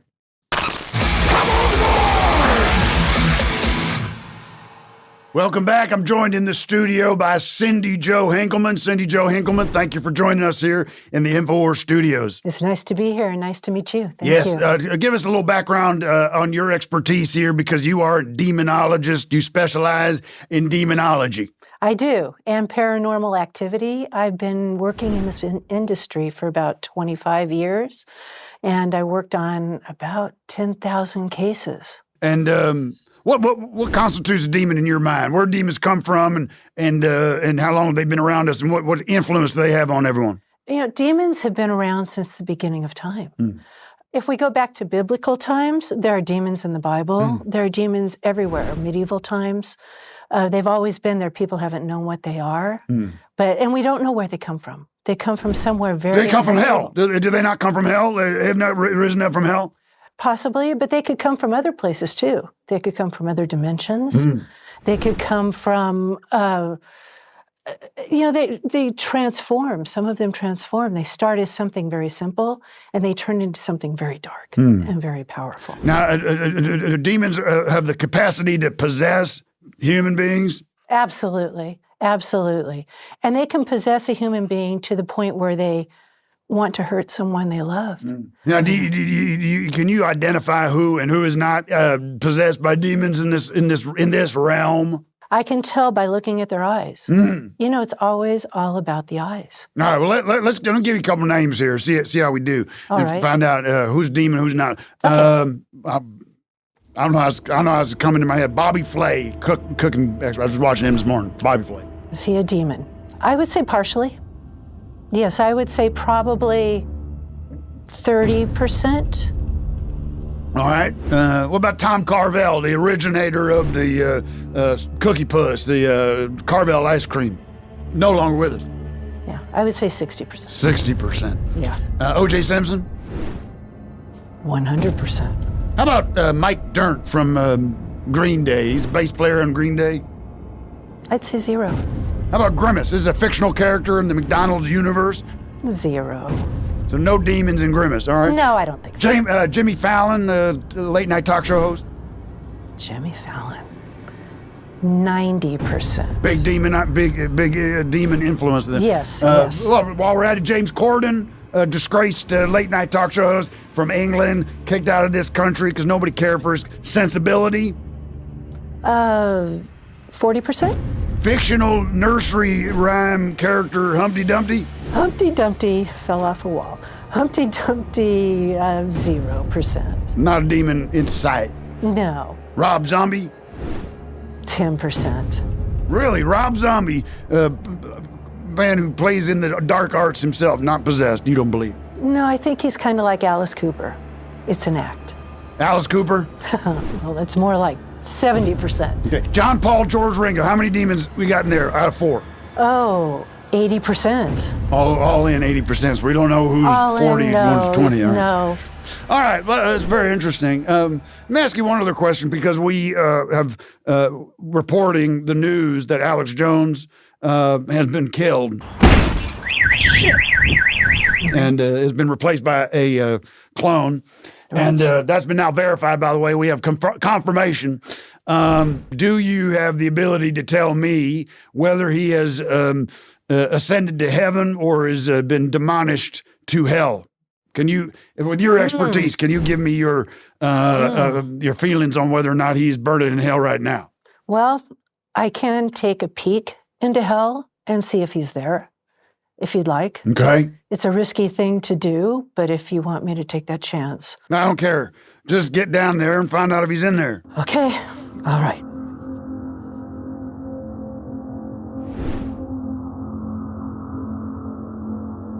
Folks, if you're joining us, we are waiting for Cindy Jo Hinkelman, expert on demonology, to emerge from the pits of hell, where she will have an update on whether or not Alex Jones is down in hell.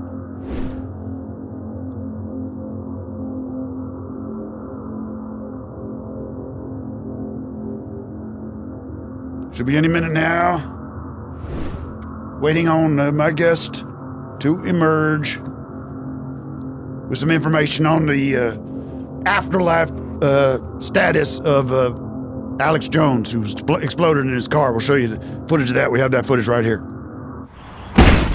Shit. If you have not been following this, the Alex Jones that we see on Alex Jones Live with the terrible lighting and the stupid map behind him is an imposter, and we've got some information on that coming up soon.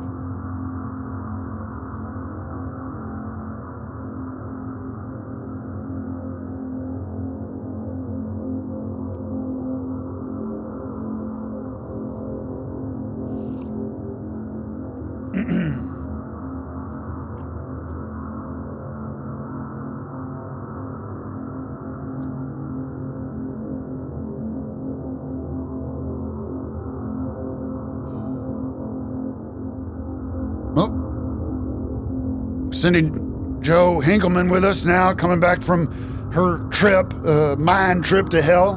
Do you need anything? Need some water or anything? What can you tell us about your journey into the river, down the river Styx? I saw him there. And what's odd is it looks like he's enjoying himself. You're saying Alex Jones is down in hell having a gay old time down there? I don't know if I'd call it a gay old time, but he's definitely not miserable. He's chatting with other people. He's socializing. He's enjoying a beverage. So you confirm that he is down in hell, but there's no flames, there's no pokers or anything like that? No flames, no pokers. I've never seen anything quite like that, actually. All right. Well, that's very interesting. We got to take a little commercial break here. We got a word here from retired Sheriff Dominic Banner.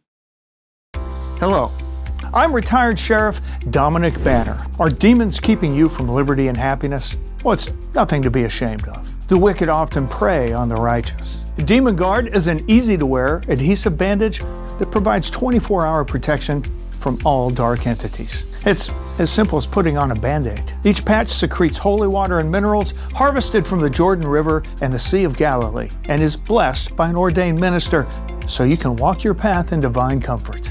Don't let demons control your thoughts, actions, and deeds. Order Demon Guard now.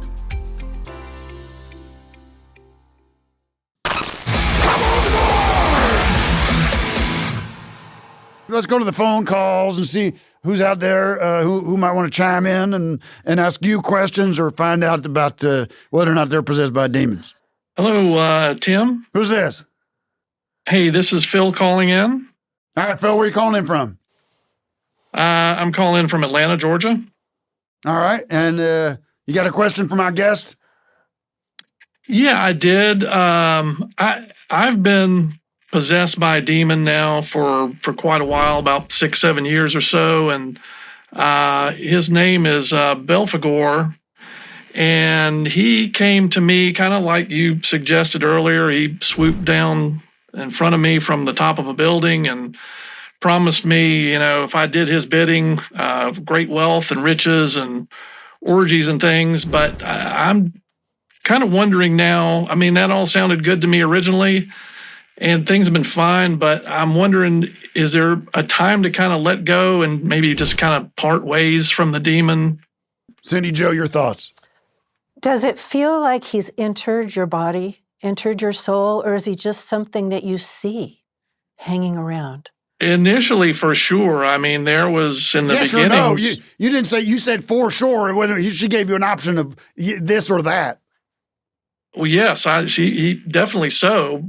Where I was having involuntary motions. Is the demon in you, or are you seeing the demon? The demon is in me. I don't see him. I haven't seen him in years. Then how do you know he's lying around on your couch?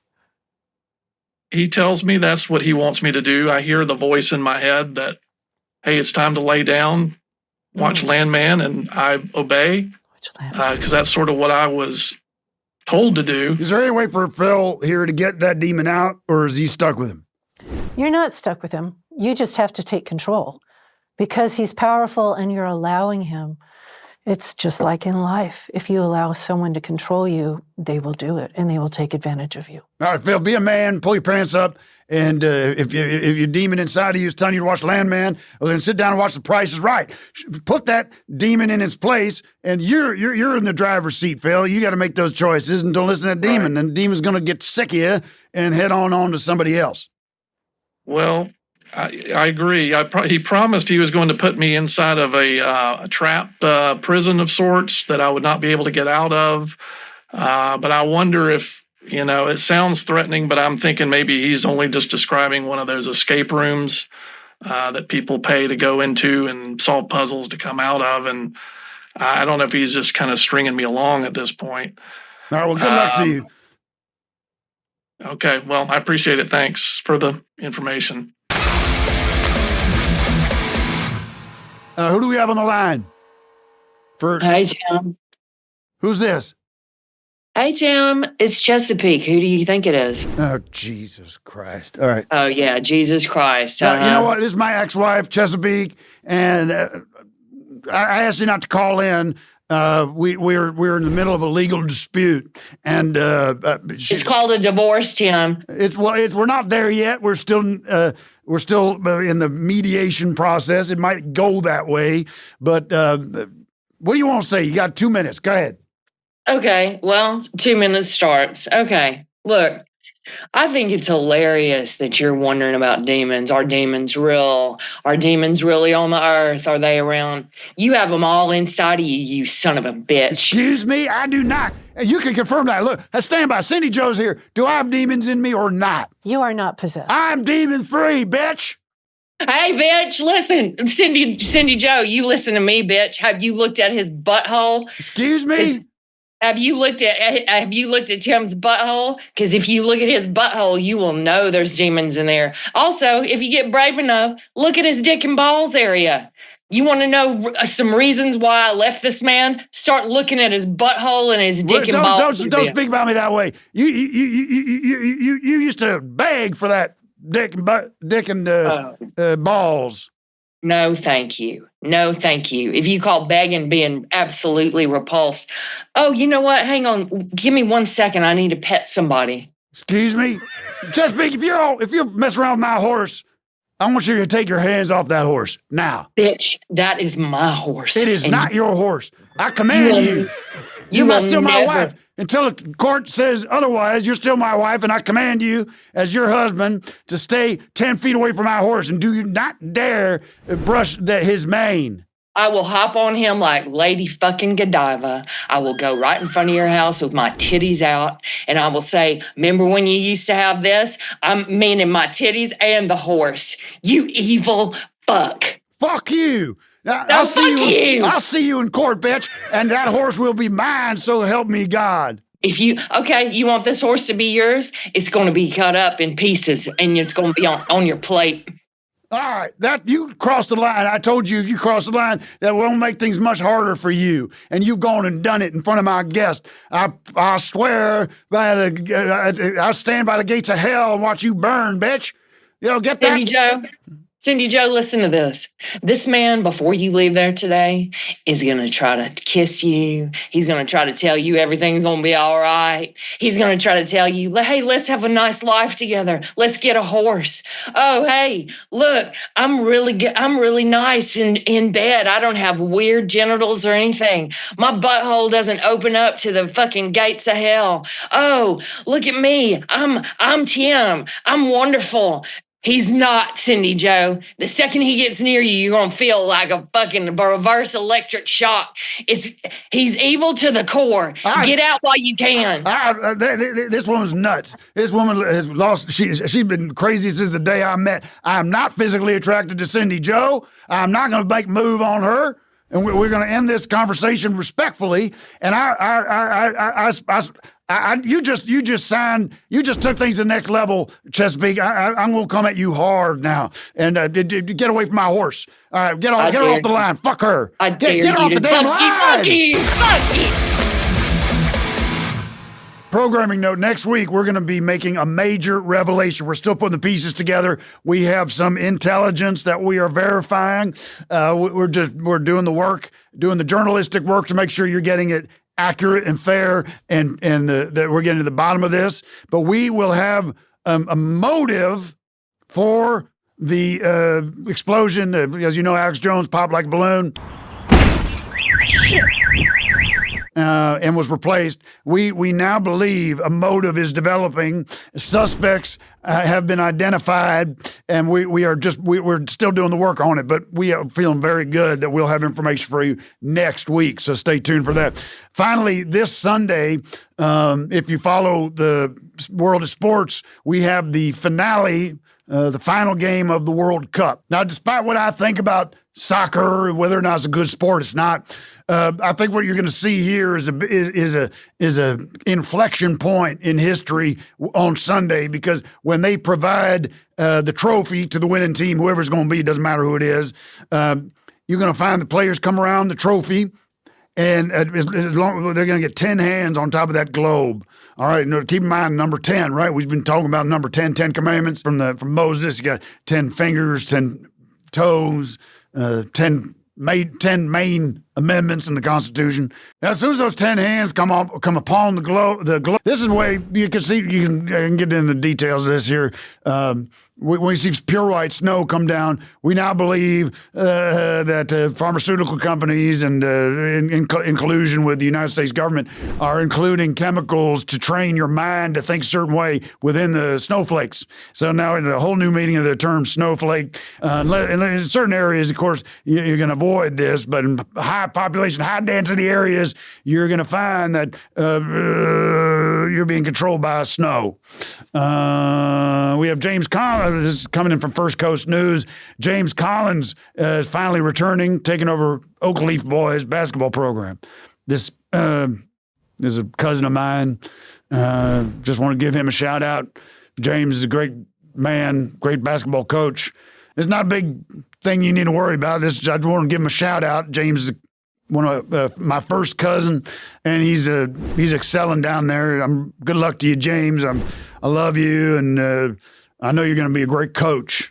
All right, let's get to my main story. Before I do, don't forget to support us here at membership.theonion.com. That's how you support us. That's how you get the physical newspaper, the only news you can count. There is a war on for your mind, and we are winning.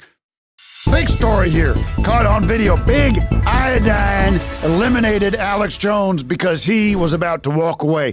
We have exclusive hidden video here. This just came to us. We're going to show it to you here. InfoWars has obtained hidden camera footage of a senior executive at a major Japanese iodine producer conspired to eliminate Alex Jones on May 1st. Jones was stepped to move away from iodine.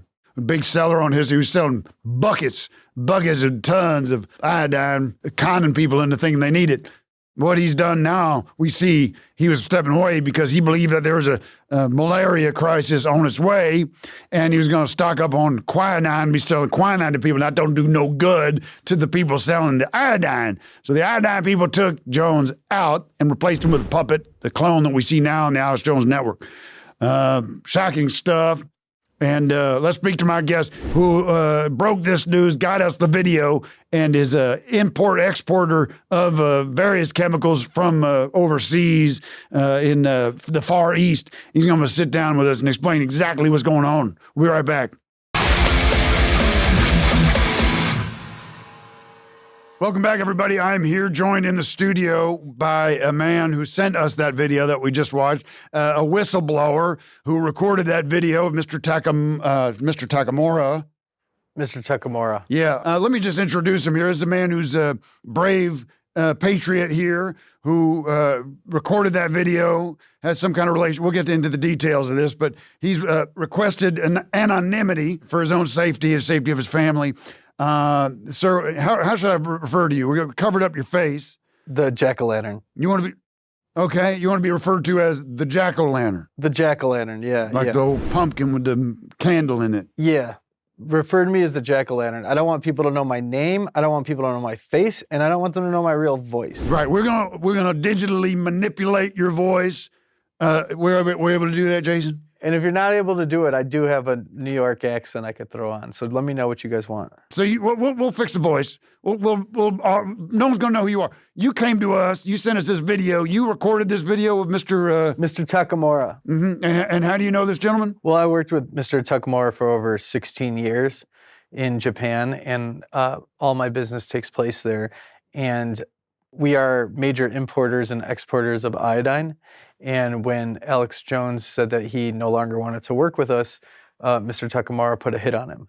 So essentially, they killed Alex Jones, and they put a clone of Alex Jones in there so that they can continue to sell the iodine. Now, you say the old Alex Jones, the one who exploded, we believe that he's transitioning to selling quinine because he has a knowledge of a global malaria outbreak that's on its way. Yeah, he pivoted from iodine, and my good friend, unfortunately, Mr. Takamura exploded his ass in a car, the video that we all saw, and now we got a clone in there. Well, you're a hero, Mr. Jack-o'-lantern. Yes. You must was this in Japan? This meeting took place in Tokyo. I've been going to Japan probably since the first time I was there during World War II.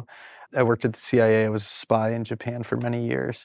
And so during World War II, I was kind of seeing where we should attack. And I was the one who pinpointed, unfortunately, Hiroshima and Nagasaki. And I feel bad about it. I wish I didn't do that. Well, let's take a look at this, guy. I want you to watch this because I want you to be very clear about what you're seeing. Can you see that all right? Let me see that. Alex Jones ってやつよ。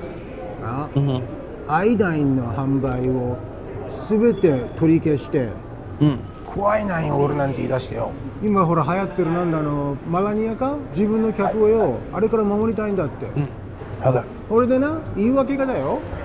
アイダン飲み始めたらてめえの腹の調子が悪いなんて言ってんだよバカ野郎。ジョーンズによアイダン製品の売り上げ全部取り消されたらおめえ考えてみろ。サバイバルシールド X2 な。T3 トライフェクター。おめえ2つが俺たちのアメリカ市場の6割占めてんだぜ。そんなことされたら、俺らの会社破産しまうじゃねえかな、そういうことになる前に、人事変更をさせていただきましたってことなんだよ。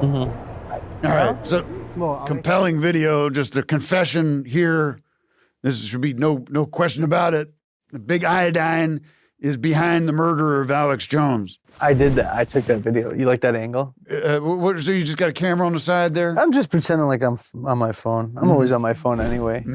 So I'm pretending like I'm on my phone. I'm on the dating apps. And so you, what's your relationship? You spend time in Japan, then you go over there. Have you been to Japan? I've not been to Japan. Let me tell you where to start. Start in Shimokitazawa. It's the Brooklyn of Japan. Okay. You got vintage shopping. You got nice little restaurants. You like izakayas? No, I'm not. In izakaya, it's a small little bar where you just go in and you get absolutely shit-faced. Some of these places, they only fit like 6 people. So you go in with one guy or you go in alone and you leave with 5 new friends. And you're just in there getting shit-faced. And it's really a great time. Oh shit, my car, my rolling. Have you been to an onsen? Onsens are big in Japan. Basically, you go, you get butt-ass naked. Okay, and you go into these different baths and you relax all day. But if you got tattoos, do you got tattoos? I do not. Then you're good because you have to bandage your tattoos. I had to bandage my tattoo. You have some tattoos? I have a tattoo of scratches on my genitals. I tattooed that. So I had to bandage my penis. Everyone thought I was walking around with a condom. I'm not walking around with a condom. I'm just doing the rules. I got a bandage. It's really an incredible time. If I could recommend anything, flying to Tokyo, stay in Shinjuku at the Hilton. It's beautiful. And then take a train from Shinjuku to Osaka. and get ramen. There's some ramen there I got for $10. It's the best ramen I ever had. There's a sushi place too where you can go, and if you don't finish your plate, they charge you $50. You do business over there in Japan, so I imagine you're over there quite a bit? All the time. I'm there 8 months out of the year. Yeah. Wow. So I love it. So you risk damaging your business relationships here with the iodine industry by coming out like this? That's why you're trying. Absolutely. The Yakuza wants me dead. You know, the Yakuza killed one of their best directors out there. They basically killed their Martin Scorsese because this guy was making a mob film, and they said, hey, no. That would be like if Al Capone threw Scorsese off the top of a roof because he didn't like Goodfellas. Now, can you believe that? Now, that would be shocking stuff. By the way, if you're just joining us, we have here Mr. Jack-O-Lantern, just Jack-O-Lantern, the Jack-O-Lantern. Yeah, the Jack-O-Lantern. The Jack-O-Lantern is here, who's responsible for filming and providing us with the evidence of the true killer of Alex Jones, and that is Mr. Takamura. Yeah. Did I tell you about the 7-Elevens in Japan? No, I have not. No. The 7-Elevens in Japan are better than the Michelin restaurants in America. I'm not kidding you. You think I'm joking? Just listen. You have to get the egg sandwich, and then they also have these like little fried chicken things that would get a little drunk, and then you put the fried chicken in the egg sandwich, and you eat it, and it's really good, and you will have really stinky poo-poo, but it is yummy. Forget about it. Let's take a call real quick. We got a call. We got people calling, want to ask you questions. I love that. Are questioning your authenticity, but I believe you. I believe we've checked out your story, and this is the real deal here. Thank you. I appreciate that. Yeah, who's on the line? This is Phil. Where are you calling from, Phil? I'm calling from Lawrence, Kansas. And what's your question for my guest, Mr. Jack-O-Lantern? Well, what are you guys talking about? We're talking about Japan. And did you know, Phil, I couldn't help but notice you sound sad. Did you know that you could take a trip to Japan and you could pay a companion to just hang out with you all night and talk to you? Really? I've never been there, but I am interested in Japan, so I've been kind of reading about it a lot. Have you, what's your name again? The Jack-O-Lantern.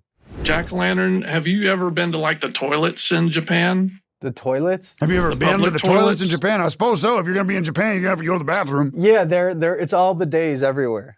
Well, there are these public toilets, they say, were created by renowned architects. There's like 17 in Tokyo. They're like computers, like clean them and everything. Yeah. Those are everywhere. Everywhere you go, even to any fast food or any coffee shop anywhere, it's all bidets in Japan. They got the cleanest assholes you've ever seen. You would love it. Yeah. It'd be kind of like if Frank Lloyd Wright built a toilet in the United States or something. No, I don't think it would. Are you into manga at all? Manga? Manga. Oh, I love manga. Tell us a little bit about manga. Japan's kind of cool. Like they have these different words that have like similar meanings. Well, I mean, America has meanings. that too, buddy. Have you heard of the word sun? It also means the thing in the sky and the thing that you give birth to. So like, don't come at me talking about about Japan. Because I know Japan, buddy. Have you heard about Mo? Yeah, Mo from fucking Simpsons, dude. Yeah, with the flaming Mo's. No. We get it, bud. All right. What's Mo in relation to Japan? Mo is short for Moru, which is a big manga term, but Mo is actually, there's a subculture of manga that worships the Three Stooges, and there's a lot of Three Stooges manga out there right now. Okay, have you heard of Shimokitazawa? It's the Brooklyn of Japan. Yes, I've heard of that. Have you heard of Kit Kats? Of course. They got all different types of flavors of Kit Kats. They got over 200 flavors of Kit Kats in Japan, and the students give them to one another as good luck, because it stands for something. Let me see what it stands. I wrote it down in my notes. It stands for, oh, motherfucker. Where the fuck is it? So if you're just joining us, we're finding out what Kit Kats symbolize in Japanese culture. We'll stand by. There's fucking...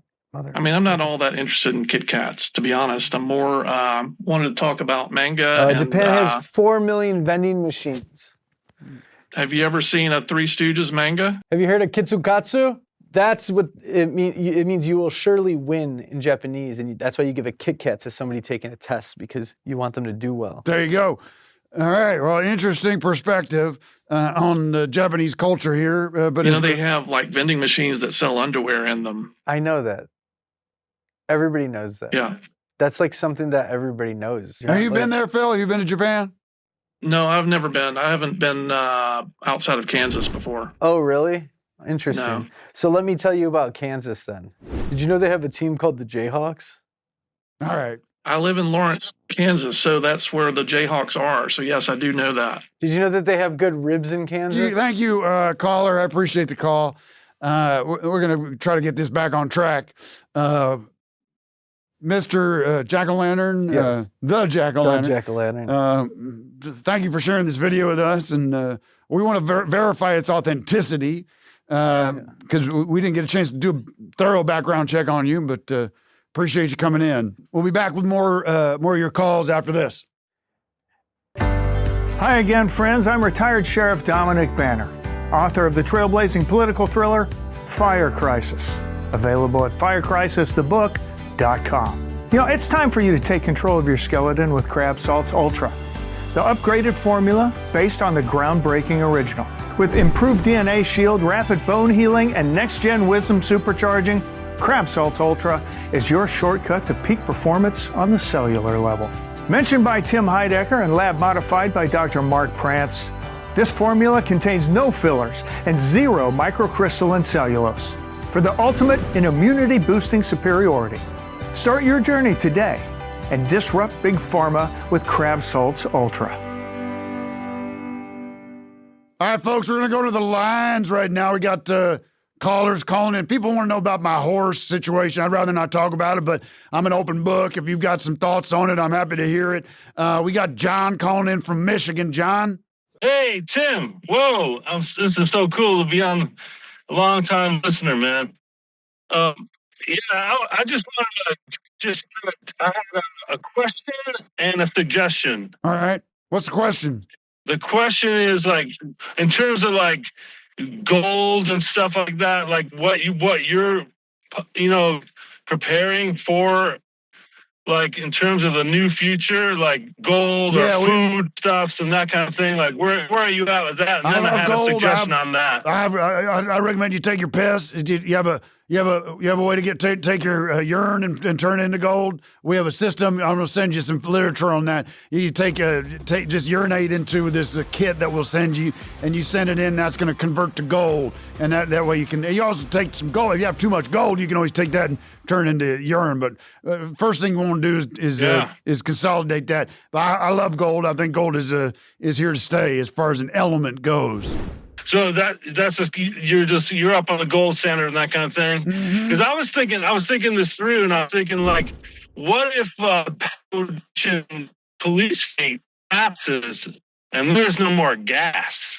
What if the police state collapses? What if there's no more refineries? Right. There's no refineries anymore, man. Then you don't have gold. You don't have gas. How are you from A to B? Well, how are you getting from A to B in that case? Well, that's a it's good a horse, question. Man. It's a horse. A horse. Oh yeah. Okay. I see what you're doing. Go ahead. Man's best. That's how we're getting from A to B. If you don't have gas, you can't rely on an automobile. So I'm just saying, you should think of it in a broader way in terms of horse ownership, because I'm thinking about getting one. You think about getting a horse? Yeah.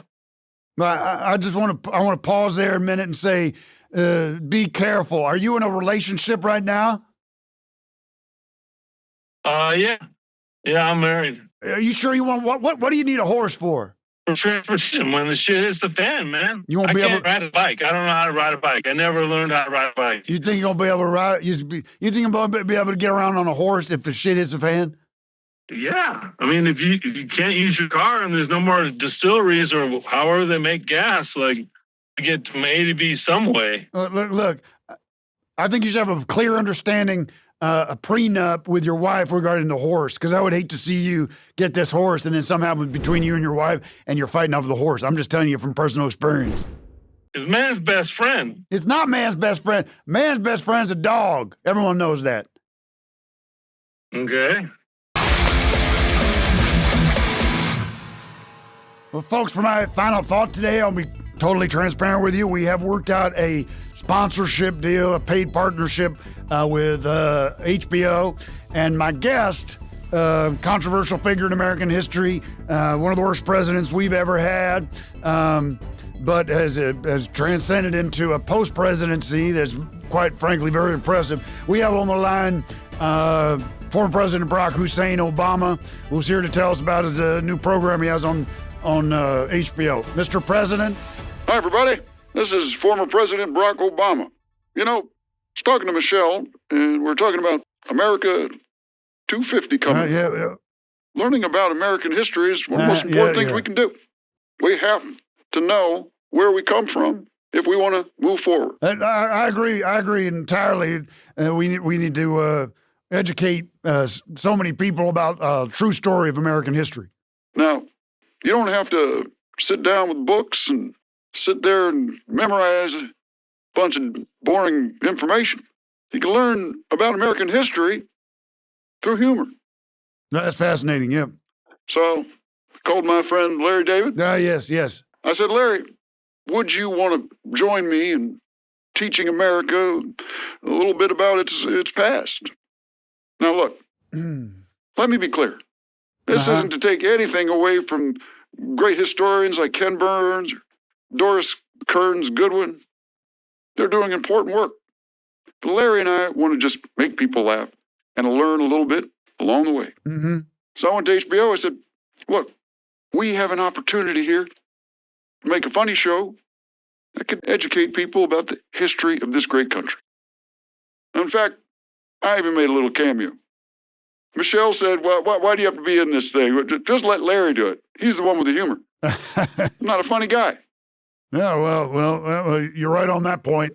The show is called The Pursuit of Unhappiness, Larry David's American History Told from the Perspective of a Very Ornery Type of Guy.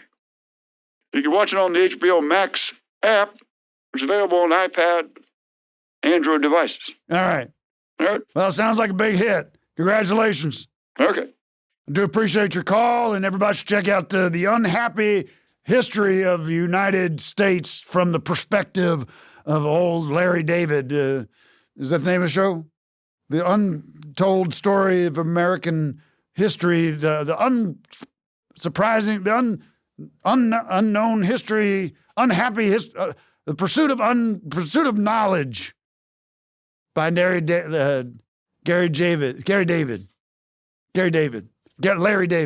from Seinfeld. All right, folks, that's all the time we have. Join us next week for more Emergency.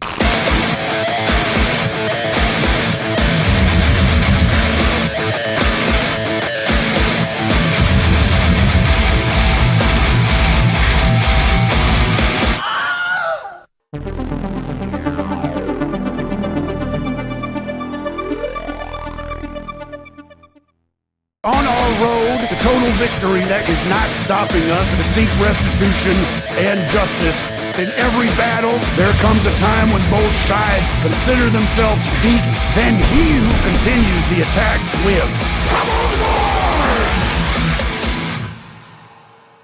Hello, Info Warriors. I am retired Sheriff Dominic Banner, filling in for your regular host Tim Heidecker on Emergency, here on the Real Info Wars. We're going to get right into it tonight. We have big news. The main story here tonight, InfoWars has confirmed that a new and highly aggressive strain of malaria, referred to by researchers as super malaria, is spreading fast. And by 2027, it will be the largest outbreak the world has ever seen. Going straight to the story here. Now, we have reason to believe this event will dwarf every malaria outbreak in recorded history. And this is confirmed now. Last week, whistleblower footage from a separate investigation suggested that Alex Jones believed a global malaria crisis was imminent. Well, these claims have now been independently verified. Super malaria is on its way, and it's scheduled to hit sometime between March and May of 2027. Brace yourselves, because when it does, it just may bring down the entire global economy. I said I said I was nowhere apart. That's why I came in this. That's why I'm late. See, I overslept. I had some shit going on in my house. How you doing, everybody? Sorry about that. We got to get back to the main show right now. Thank you, Dr. Banner, for coming in and sitting in. This guy's got a book out right now. Give me about that. Okay. He got a book Okay. out. Easy. Yeah. He got. Thank you so much. That's all right, boss. Well, I'll take it from here. Okay. All right. Let's just get a round of applause for taking Banner, Dr. Banner, like what was the sheriff? Well, we got. Thank you, ladies and gentlemen. Good to be happy to be here in an emergency. I got right here. We're gonna break news here, ladies and gentlemen. I was recently sent this. This came this morning. This is this Lindsey Graham's heart. We're gonna take a closer look at it and find out if it was poison. So, thank you. You all right? Are we all right? Are we going? Well, I got to say something, folks. I late night, early morning. Chesapeake has crossed the line, and this is the first time I've done this in 15 years. This sucker's going out. Forget it. I'm done. I woke up this morning and get the hell out of here, fire crisis. Don't use my show to plug your book, boy. Yes, sir. I woke up 6 a.m. this morning with something wet and hot on my legs. I reached down, I felt something warm. And as I peel back my satin sheets, I find the head of my damn horse done cut off and put on between my legs. Now, who's going to do something like that? Who has access? Who knows how to get into my house? Who knows how to disable the Ring camera? Only one woman on earth able to do such a devious deed. She done cut my beautiful horse's head off like they done, like the Tom Hagen done. It's like a scene out of the goddamn Godfather. I don't know what I'm doing. I've been on this quest trying to seek justice, find Alex Jones, find a way for him to be punished, for there to be some kind of retribution for the shit he done. But no, I found out that he's down there in hell having a gay old time. What the hell have I been working all this? What the hell have I been doing all this time? Just wasting my life. I've been lied to. I've been lied to. And I'm a liar. Who's on the line? Hey, this is Phil calling. Hello? Who that? This is Tim. Who's there? This is Phil. All right, Phil, what do you want? You know, I had super malaria one time. Really bad case of it. All right. And I don't know if you've ever known anyone who's had it, but it's pretty bad. The doctor said it was the worst case of super malaria he's ever seen. That I had like the brain was affected by it, had organ failure, had some jaundice and anemia. Yeah. He all right. Well, thanks for the call, Phil. Sent me to a hospital and went to a hospital. You know who came to visit me? What? Johnny Depp. Johnny Depp came to visit you in the hospital? He did. And he said, Captain Jack Sparrow? Yeah, he was dressed up though as Edward Scissorhands, but that's the same guy. But he said, I'm sorry you're going through this, and we're going to make this right, is what he told me. And he said, if I had a wish to do anything I ever wanted, he said, well, what would it be? And I said, well, I don't know. But I told him I wanted to run the bases at Yankee Stadium. And so he said he was going to grant me that wish.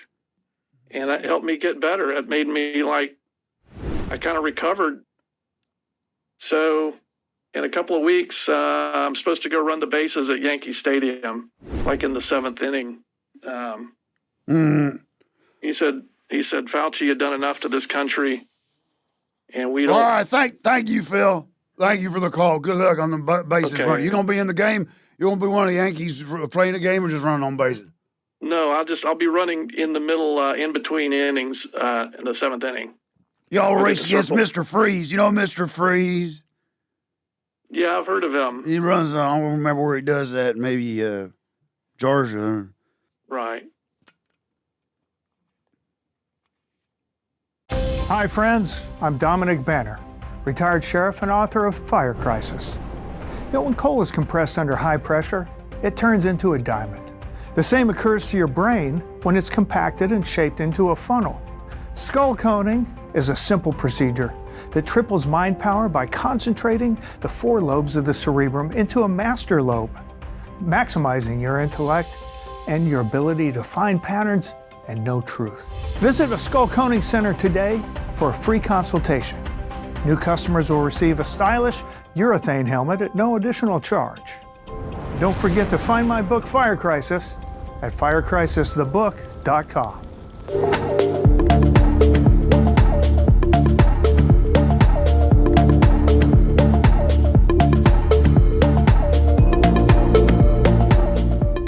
Someone tell my producers tell me I got VIP calling in. I got someone calling from Kentucky. Where's this shit from? Tennessee. Here. Yeah. Who's it? Who the hell's calling? Coming off your mind, relax and float downstream. It is not dying. I am former Senator Mitch McConnell. What?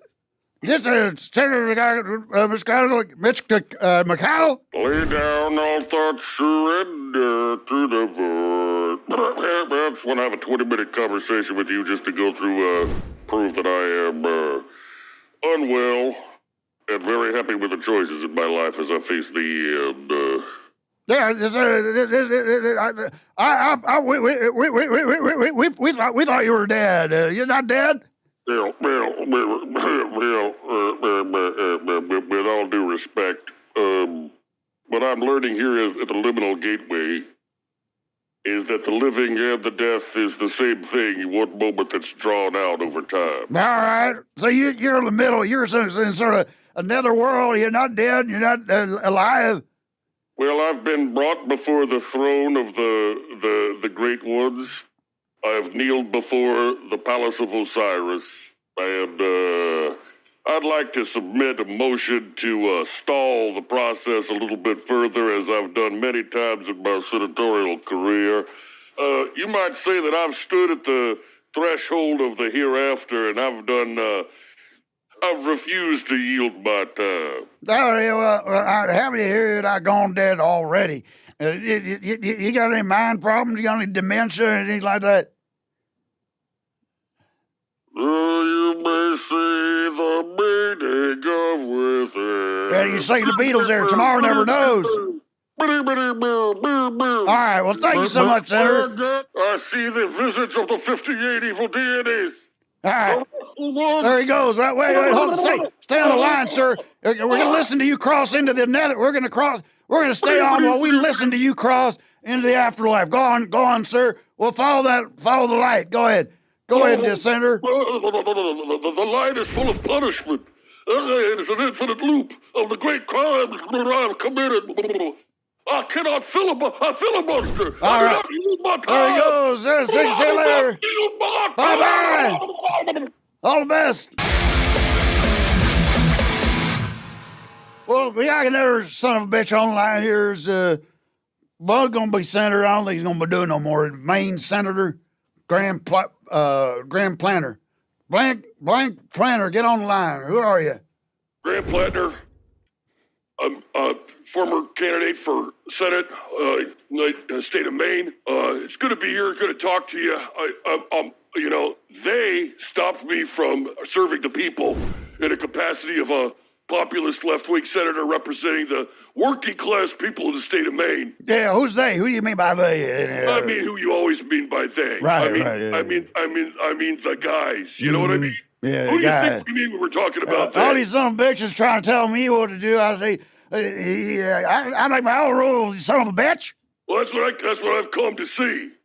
That's what I've seen. I figured I should share that here with the InfoWars platform. Yeah, we love to have you over here, Graham. You just got to reject some of them communist bullshit. You come on the dark side. Well, that's quick. That was easy. There's a horse. I'm slip sliding through the horseshoe theory right now, real fast, like a. Whoop. Don't bring up no horse, man. I can't hear it. Soon as I was canceled, I did a halfway apology. Would apologize to working class people and my fellow oystermen out there for letting down, for unshucking the state of Maine. Yeah. But I'm well on the way to my resurgence as a former left-wing, right-wing guy. Right. It's a path that's been proven. It's a path that's wide open to exploitation. And I've got good news. I'm going to make a fantastic resurgence as a formerly canceled free speech guy. Oh, that's good news. Yeah, that's good. What you gonna do? Do a podcast? Yep, we've already got the podcast lined up. We already got a bunch of botnets that have made it famous and profitable. Right.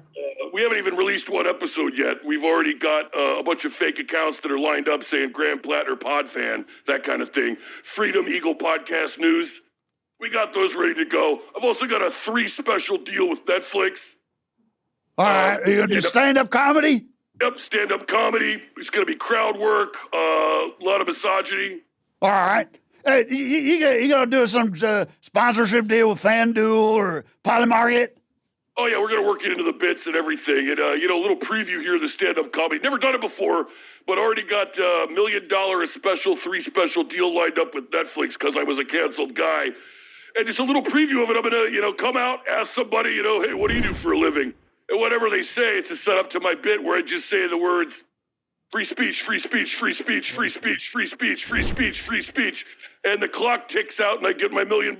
Well, good luck to you, Graham Crackers. I don't need your luck, and I don't have luck. I do everything the wrong way. I stumble backwards. My dick leads. It's always wrong. And that's what a real man does. My only advice for you is to pick the bottle back up. The biggest mistake you ever made was putting her down. I'll take one. I'll take a shot right now. Here's to you, Graham.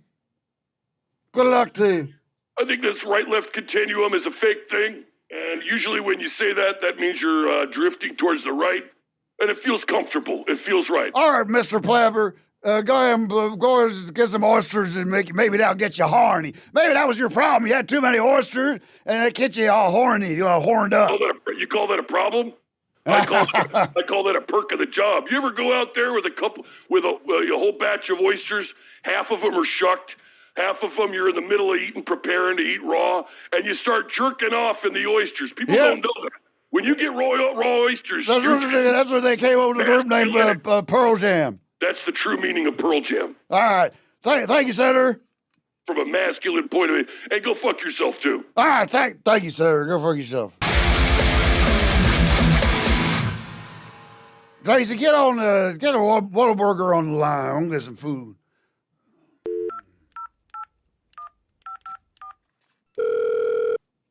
Thank you for calling Whataburger. This is Amber. How can I help you? How you doing, Amber? What's your fucking name? What's your name? My name is Amber. Yeah. How can I help you? Amber, we're down here trying to get something to eat. What's you got on the burger menu? Well, sure. We got burgers. We got junior I'm meals. cold. Hold on, Amber. I gotta get. I'm cold. Give me a Banner's coat. Give me some coat. I'm sorry, sir. Are you all right, sir? Yeah, I'm just cold. I need some fucking food. Well, sure. I mean, we got burgers, got hot fries, we got salads. What do you want? I want a double track burger. Hold a double track burger and fry box, and yeah, get that ready for me. Dr. Okay. Pepper. All right, you want the double meat Whataburger? What? Sir, it's the double meat Whataburger. You're What? calling Whataburger. You know what you want? I'm making little jokes, sweetheart. I'm just saying what? Well, you said you call Wahlburger. All right. All right. I like the sound of your voice. Sir, okay. What do you look like? Okay.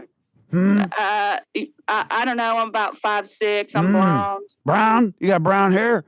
No, sir. I got blonde hair. All right. Yeah. So what can I get for you? Y'all skinny or what? Sure, I'm skinny. Oh, okay. Well, you gonna be delivering this, or am I gonna get some kind of grub hub, some bitch come up my door? Well, if you're ordering from Whataburger, you got to come pick it up. All right. Well, get something ready for me. Give me the fry box, 10 burgers. Give me something ready for me. I don't know, burgers and onion rings. Okay. Well, you got to tell me what you want so I can. I don't know what I want. Order. Get her off the line. Just give me a damn hot dog. All right, I gotta get some. I'm gonna do it myself. Hang on.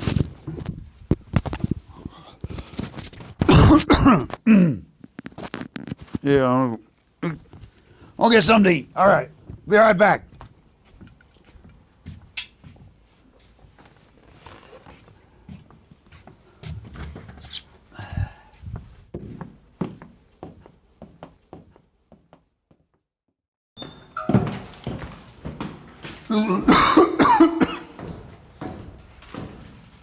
Sally Jones hiding down there in hell. You didn't make no mistake. I'm coming for you, bitch.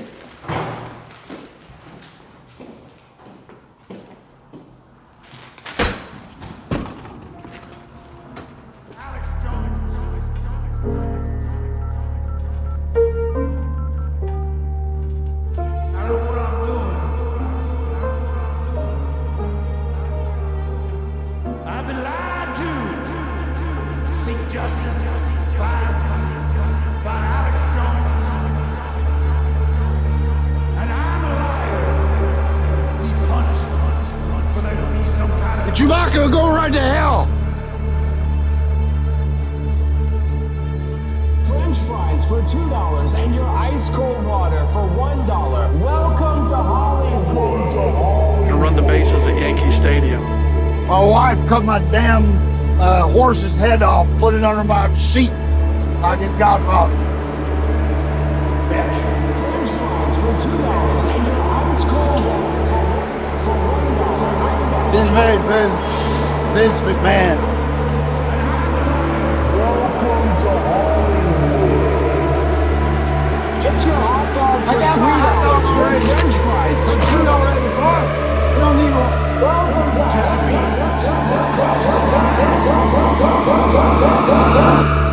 That's where Alex Jones is, down in hell.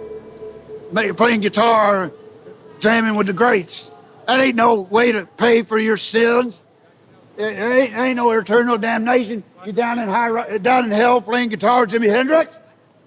That's what's down in hell at the Hard Rock Cafe.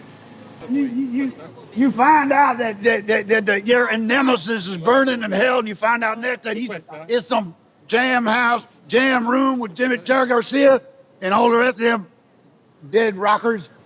Open up! Open up the damn door!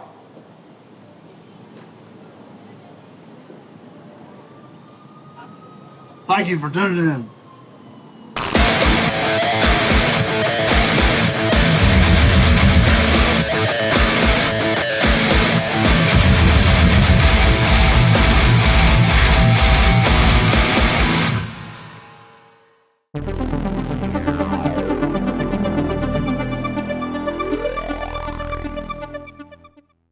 On our road to total victory, that is not stopping us to seek restitution and justice. In every battle, there comes a time when both sides consider themselves beat, then he who continues the attack wins. Come on board! Hi, everybody. Welcome to this episode of Emergency. I'm your host, Tim Heidecker. We got a lot to get to tonight, a lot of breaking news, but first I want to start with an apology regarding my behavior last week. I acted in a manner that was inappropriate and was shameful behavior. I I'll speak to the events leading up to last Thursday night. Wednesday evening, I received a summons regarding my divorce proceedings, which set me off on a tailspin. I was full of rage. I went and sat with Mr. Jack Daniels for far too long, passed out. I don't remember much more about this, but I'll tell you what happened the next morning. I woke up and I believed in a state of some kind of psychosis, perhaps a lucid dream that continued into my consciousness. Woke up believing that a horse's head had been placed under my satin sheets. I do have satin sheets. I believe that there were the horse blood running all up and down my thigh, and that my horse, the horse that I am in the process of losing in divorce, his head was beheaded and placed under my sheets. A very similar scenario that had happened in The Godfather when Tom Hagen ordered the studio mogul Jack Waltz's horse, Arabian horse, prize horse, have the head cut off to send a message that if Jack Waltz didn't cast Don Corleone's godson in the part, which is a very similar story based on Frank Sinatra. Imagine the kid's Frank Sinatra. He's an avatar for Frank Sinatra in the guy. Anyhow, that was ringing through my head for some reason. I don't know why. Anyhow, I woke up in a psychotic state, partially fueled by Jack Daniels, where I believed that my wife, Chesapeake had cut off my horse's head. You understand. And I proceeded to drink more alcohol, carelessly drove down to the studio and began to broadcast. Now, I cannot explain why I was covered in blood. We're still looking into that. We cannot find the source. In other words, we can't find the wound where the blood would have come from. Anyhow, there's a theory that I might have nicked myself shaving my pubic region. I do try to keep it clean down there, manscaped, whatever, and I might have quickly shaved, cut my dick or my in between where my ass and balls meet, and then put on my jeans, and then was fixing my testicles and my jeans, whatever, and got that on my hands. That's one explanation. There's no blood. There's some blood in the car, so that could be it. I did show up here intoxicated. I apologize to retired Sheriff Dominic Banner, who's a friend. I apologize to him privately. Now, as I reflected on how I took the wrong path, I realized that I lost sight of my mission. My focus has been taken away from my prime objective, which is for Alex Jones to suffer no matter if he's dead or alive. Shit. When Cindy Joe was sitting here a couple weeks ago and told me that Alex is down in hell, but he's having a gay old time, and he might be playing electric guitar with Jimi Hendrix, playing drums with John Bonham, Keith Moon, two drummers down there, the super group of all super groups. And he's down there partying with them, doing tequila shots, hanging out with Lonnie Anderson, Burt Reynolds. Now that's not suffering. That's not how man should suffer for eternity for what he done. Now I come to realize that the only thing I must do is follow this path down to hell, so I can continue to wage my war on Alex Jones. I got no beef with anybody else down there. I'm going to leave them be. I'm going to go laser focused on Jones. And we got a process by which we're going to attempt that and try to do that.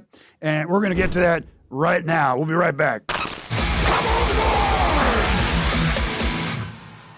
Welcome back, ladies and gentlemen. In the studio with me once again is Cindy Jo Hinkelman, a demonologist, a spiritual expert, and somebody I've gotten to know quite well the past couple of weeks. Yes. And we've had a good time. And I'm sad to say this is the last time I'll be spending any time with you because I'm on a different journey, as you know. Mm-hmm. I think the reason I have you here to guarantee that I make my journey safely down below. You've prepared a questionnaire that will guarantee me that I ain't going anywhere else. Once I go, which I'm going to be doing later on in the show, ladies and gentlemen, you'll see it here live. that there's no chance I'm going up. I'm going down because I need to go down to see Alex. We'll make sure that you go down. All right. And I printed this out to make sure that we get this absolutely right. All right, and this is guaranteed. This is guaranteed. I've done this Anybody before. can do this. We'll provide this on the link to guarantee you if you want to descend into hell after you pass. All you got to do is fill out this form or answer these questions. I'm going to answer these questions honestly, and why don't you proceed? Okay, with a witness. You have to do it with a witness. Okay. What is your name? My name is Tim Heidecker. And where were you born? I was born in Pennsylvania. Have you committed mortal sins? Yes, I have. Do you repent of those mortal sins? I do not. Have you committed blasphemy against heaven? I have. Do you repent of that blasphemy? I do not. Do you reject God? Yes. Do you accept Satan? Yes. Do you say all of this of your own accord, freely and without coercion? Yes. Bearing witness to these words, I commend your soul on its final journey hence to eternal damnation. Well, thank you very much, Cindy Joe. And if you don't mind, it's been a pleasure. It All has right. been. And maybe I'll come back and haunt you. I don't know, as a demon or some shit like that. We don't know. We don't know what I'll do. I think I'd enjoy that. I think you'll know. Yeah. All right. Thank you so much. When we come back, I'm going to make the final step in transcending down to the fiery pits of hell. I guess they're not fiery pits. They're not. No, it sounds like Shangri-La. So perhaps maybe after I vanquish him once for all, I'll have a little bit of fun, get to play drums with Keith Moon. All right, now get on out of here. I want you to see me pass. Okay. Howdy, Info Warriors. Retired Sheriff and author Dominic Banner here. You know, when it's your time to go, do it on your own terms. Swift D is the only accelerated mortality supplement made with 99% pure methylene brown. 10 milliliters of Swift D will keep your bowel movements regular for 24 hours. And then when you're ready to depart for good, take exactly 20 milliliters of Swift D and let the holistic formula take effect. Fortified with ashwagandha and St. John's wort for supreme comfort during your last moments, Swift D is guaranteed to go down just as smoothly as you do. Try it today, but not before you check out my novel, Fire Crisis, the story of former small-town Sheriff Christopher Doyle and his relentless pursuit of justice against all odds. Now available in paperback at firecrisisthebook.com. All right, ladies and gentlemen, we are back. I have sealed my fate. I am going to take the next step here thanks to the beautiful product, Swift D. Dual acting formula here. If you double your dose, which I'll be doing, well, that ends it. So be careful here.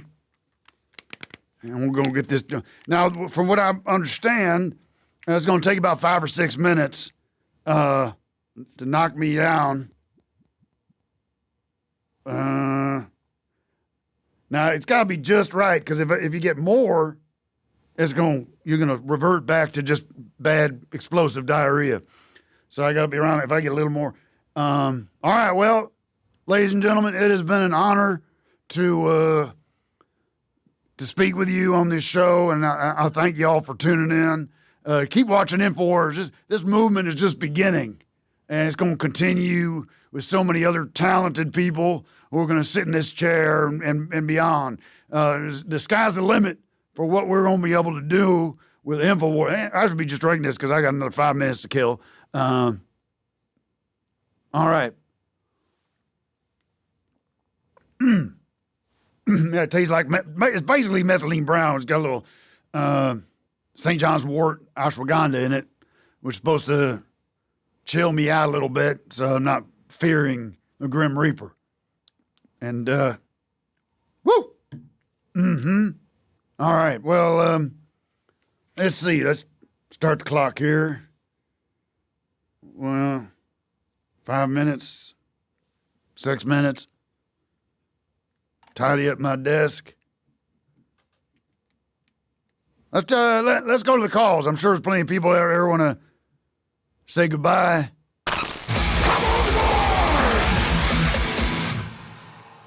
Hello, Tim. Yeah, who's this? Hey, this is Phil calling. How you doing, Phil? Where you calling from? Calling from McLean, Virginia. All right, what's your question? What do you want to say?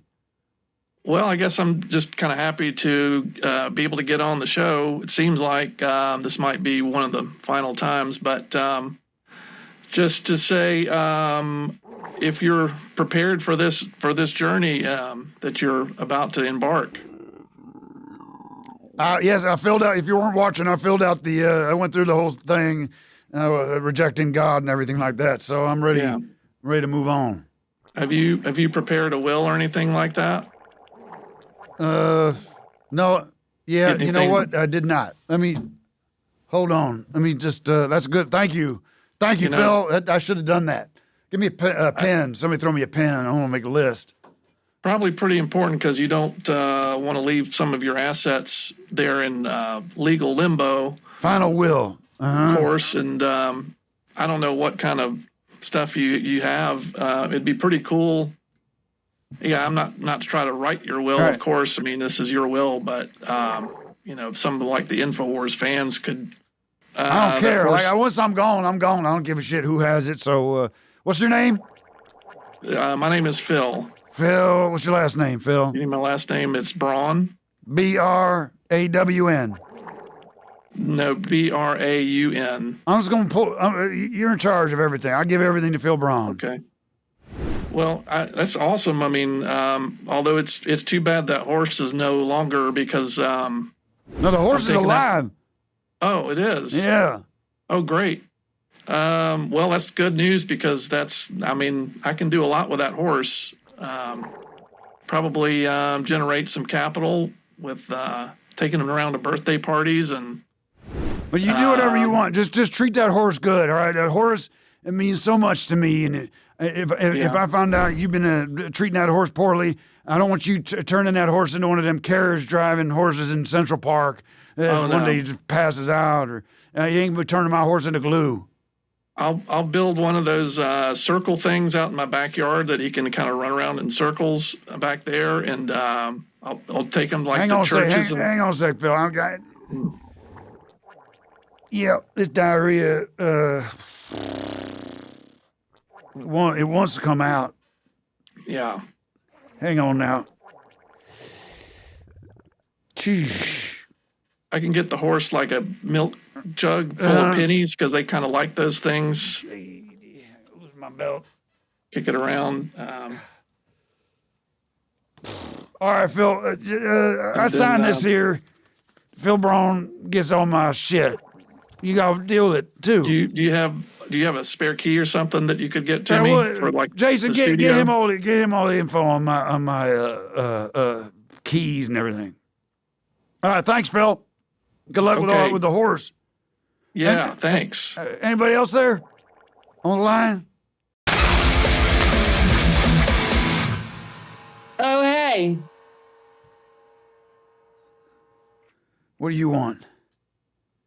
You are something else. I'll tell you that much. You are something fucking else.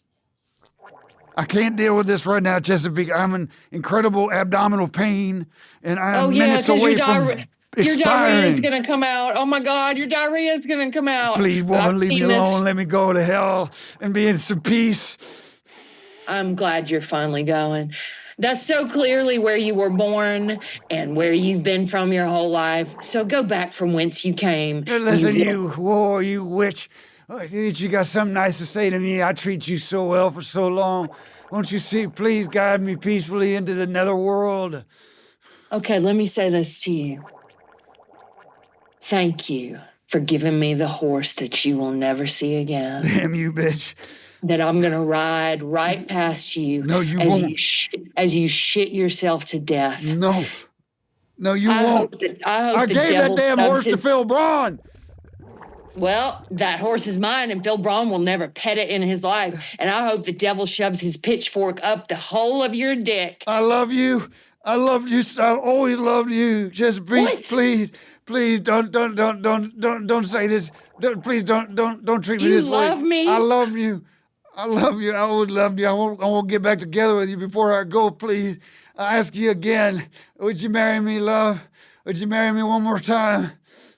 Please, please. I can't get over my soft spot for you. I'm so sorry, I hate love. you for this, but I love you. I love you. I love you, Tim. I hate you for making me say this. I but know I I've done so love you. many I never bad things stop. to you, girl. I want you back. Say you love me. I love you. I want you back too. I hate you for making me do this. I love you. Why are we so hurtful? Why are we so mean? I don't know. Oh, I God. don't know. We lost sight of what's right. I want Phil to have the horse. Would you make it happen, baby?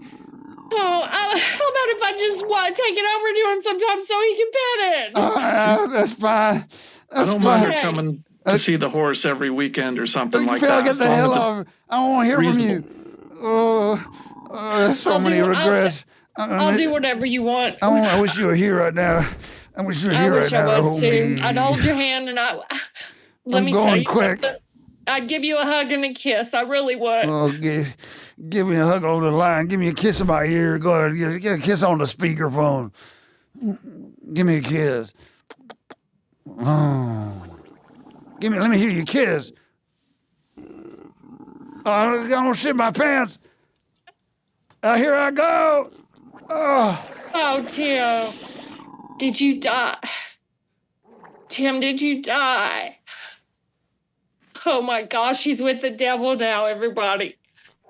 Good luck, Tim, if you can hear me as you float down underneath the dirt of the earth. Good luck to you. The devil is strong, don't forget that. Take my love with you down underneath the dirt of hell. Hey, Chesapeake, this is Phil. I'm still on the line here. Hey, Phil.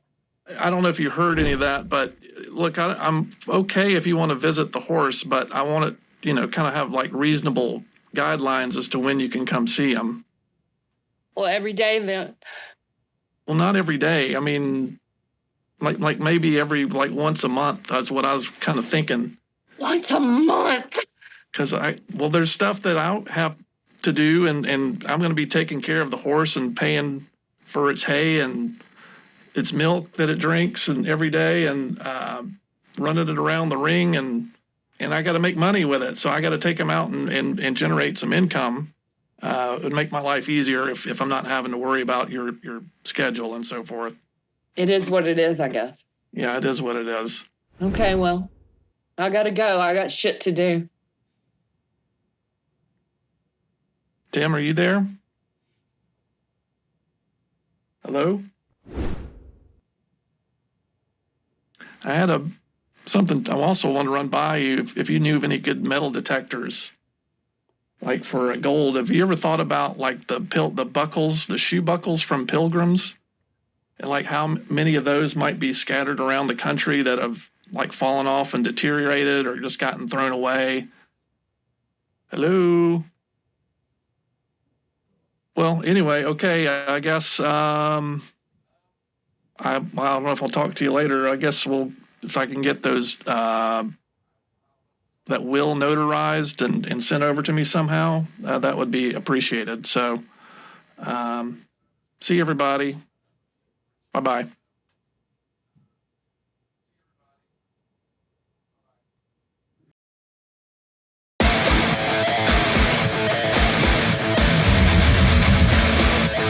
Need to check on where this key goes. This one didn't seem to open any door here, so.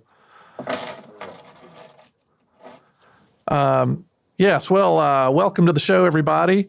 I am Phil Braun, your new host. Unfortunately, as many of you know, Tim Heidecker has apparently deceased. So I will be taking over the new emergency. We're going to be doing a little bit differently here. We're not going to be doing some of the more sensational stories here. I'm going to bring to you a level of gravitas that I think you will appreciate, where we're going to delve into things like world finance or into law or municipal affairs and things that will be really hard-hitting investigative journalism that I think you're really going to enjoy. So without further ado, let's start the show.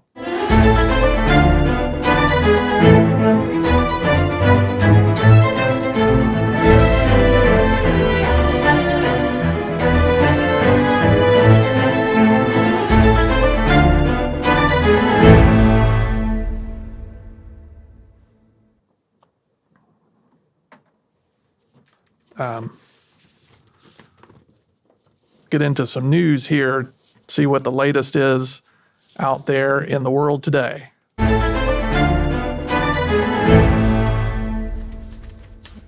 Glasses here.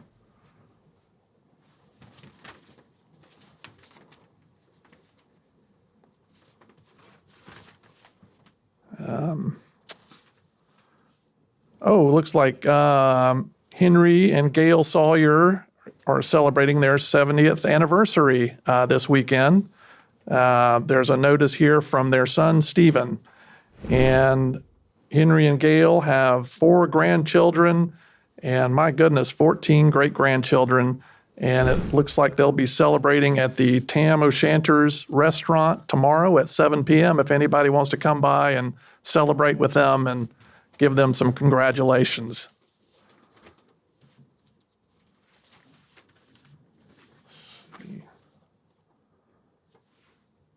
In local community news, there is a sewer and street improvement project that's happening. The project is centered on the streets adjacent to South Verdugo Road, encompassing sewer capacity upgrades, sewer repair, lining, ADA improvements, and curb ramps, sidewalks, curbs, and appears to be commencing March of 2027. And this project will be completed by October 2027.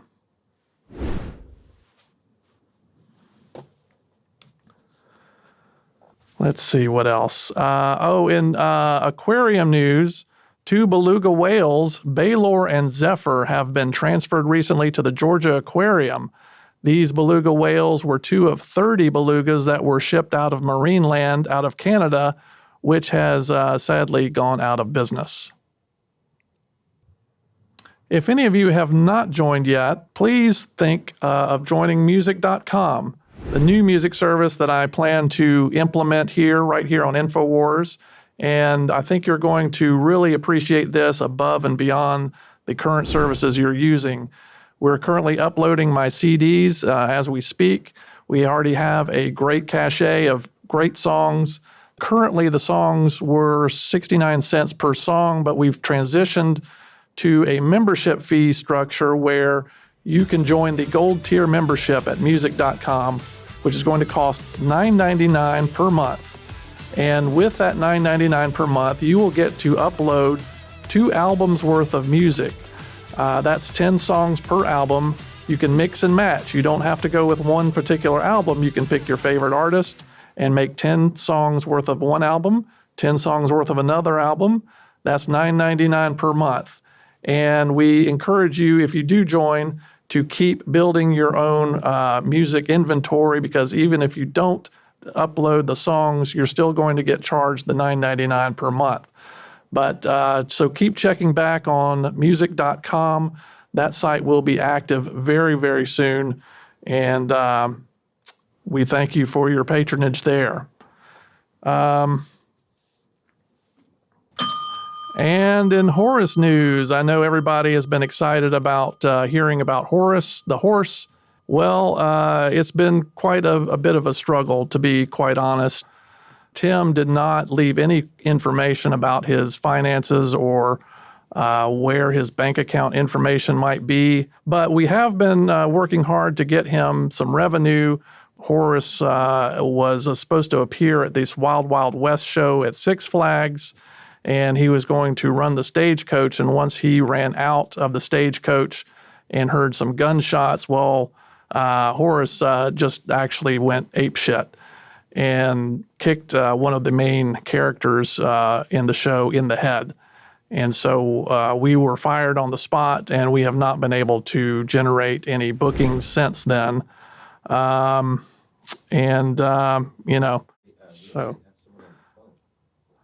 Okay, apparently we have a caller. Caller, who's on the phone here for InfoWars Emergency with Phil Braun. Hey, Phil, I think you know who this is. It's Chesapeake. Yes, Chesapeake, how are you? It's good to hear from you. I'm fine. What'd you say after how are you? I'm fine to answer that. But what'd you say after that? I just said, how are you, didn't I? Yeah, I mean, I guess I'm fine. I want to know how Horace is because I don't believe he's fine. He's been fine. He's, I'm not gonna lie to you and say things haven't been going great. But I'm sure he's doing okay. Yeah, well, you're not taking good care of him, are you? What do you feed him? Well, he has grass and stuff that's out in my backyard. Grass? That horse needs high-end horse food, you dumb fuck. Well, Chesapeake, things have been a little on the lean here. And quite frankly, I don't know that Horace didn't have some health issues going in. What were Horace's health issues? Because from my vantage point, from up on my perspective, he was a very fit, muscular, gorgeous, tall horse with a beautiful whinny and a beautiful jump. Well, I don't know if you noticed this, but I noticed that he had. You know how horses get like that droop in the back. Oh my God! And I don't know if he was like sagging in the back there. I don't know if that's from you riding him too much or what the deal is. No, I was not riding him too much. Did you put bricks on him? No, of course not. That's ridiculous to think that, but I'm sure he's fine. He's home. Well, how come when I went by your house, I couldn't see him? Why's that? My eyesight's really good, Phil. If he was there, I would have seen him. Did you look in the shed? Did you look in the garage? You could have been in there. Why in the fuck would I look in the shed or the garage? You know what goes in a garage? Your janky ass car. You know what goes in a shed? Whatever, like push lawnmower you have. Apparently you mow the grass and think you're going to feed it to Horace. Well, I'm in Los Angeles right now, so quite frankly, I can't tell you where he is at the moment. He's there. He's fine. If you look around a little more closely, you'll spot him somewhere. Maybe he's behind the big tree, the big. I'm going to get him. There's a big tree in the backyard he likes to rub himself on. That he might be back there. There's a big tree in the backyard he likes to rub himself on. You motherfucker! Don't you know horses like to do horse things? They're not bears. They're not trying to find trees to rub their backs on. I'm getting that horse, and you will never see that horse again. Well, quite honestly, if you wanted to take Horace, I don't know that I would be quite opposed to that. Phil, don't cross your arms at me. Trying to be sassy with your arms crossed. You can see me? Bitch, look, don't be giving me attitude. I will go get my horse, and you won't ever see him again. And Tim won't ever see him again. And all of y'all can fucking jump off a cliff and land. Chesapeake, I was doing this with the best of intentions. And when Tim passed away, you know what? Honestly, I was thinking about calling you and maybe even asking you out on a date. But I don't know that I want to do that anymore based on how you've talked to me. Hang on. You were going to call me and ask me out on a date? I was thinking about it. You seem kind of interesting, but... I am. I'm very interesting. I've never seen you before. I'd like to maybe meet you and have a drink or something one night. Yeah, well, I'm friggin' gorgeous. I have ass length, very wavy red hair. I like redheads. I have the kind of eyebrows that are popular right now, very thick and brushed vertical. I do like those things, so... Well, I like that you're actually a kind person. I don't like how you do your life, but I like that you're a kind person. Maybe I would meet you for a date. Well, maybe we can work this thing out after all, and Horace will get the attention he deserves and the care he deserves, and I'll give you a call when this is over, and maybe I'll take you out to dinner. Yeah, maybe you will. Okay. Maybe I'll shave you. Okay. Yeah, okay. You up for that? Me shaving you? Yeah, I'd be all right with that. That's what I like to do when I go out with. I like to shave them, every part of them. Well, we can get the towels out and lay them out and get you a high-end clipper, and you can go to town. All right, no towels, though. I like it all over the floor.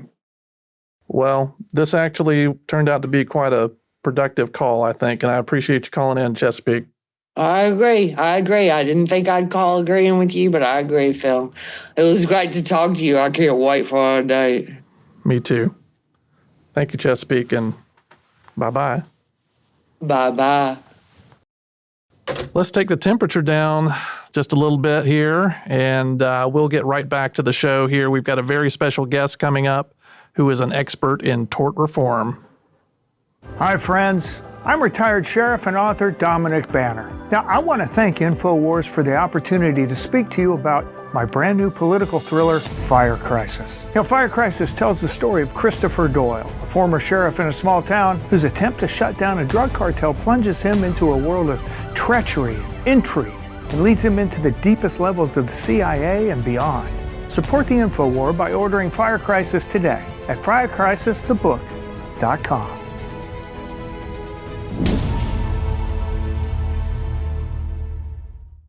Welcome back to Emergency with Phil Braun. I'm very excited to welcome our special guest here. He's an attorney, Dwayne Johnson. Glad to be here, Phil. Just like The Rock. Who? The People's Champion, okay. Famous wrestler. All right. Well, anyway, we're here to talk about tort reform. And before we get started, you care for a smoke or anything? No, thank you. Okay. Can you tell our viewers what is tort reform and why is it important? So tort reform really is fascinating if you look at the history of it. It goes back to the 1400s. The idea is to make the judicial system more effective, and ultimately you want to cut down on frivolous lawsuits. Damages awarded by frivolous lawsuits cost everybody. And if we can cut back on that, then everybody wins. Mm-hmm. A lot of people disagree with me because they think this is a disadvantage to the individual. Mm-hmm. I believe that this is an advantage to the individual because it's an advantage to everybody involved. If we can limit the costs, then it actually benefits the individual that has to pay into insurance. I'm all in on tort reform. Okay. The more predictable the claims are going to be, the better it is for everyone, from the CEOs all the way down to the lowest level employee. This benefits everybody. So you're saying tort reform is a good thing, right? Absolutely. Everybody has to pay in for insurance, assuming, of course, that you own a car and a house, or even if you have a small business, you have to have insurance. And if we can cut down on the cost of your insurance by cutting down on the payments that the insurance companies have to pay out, then everybody benefits.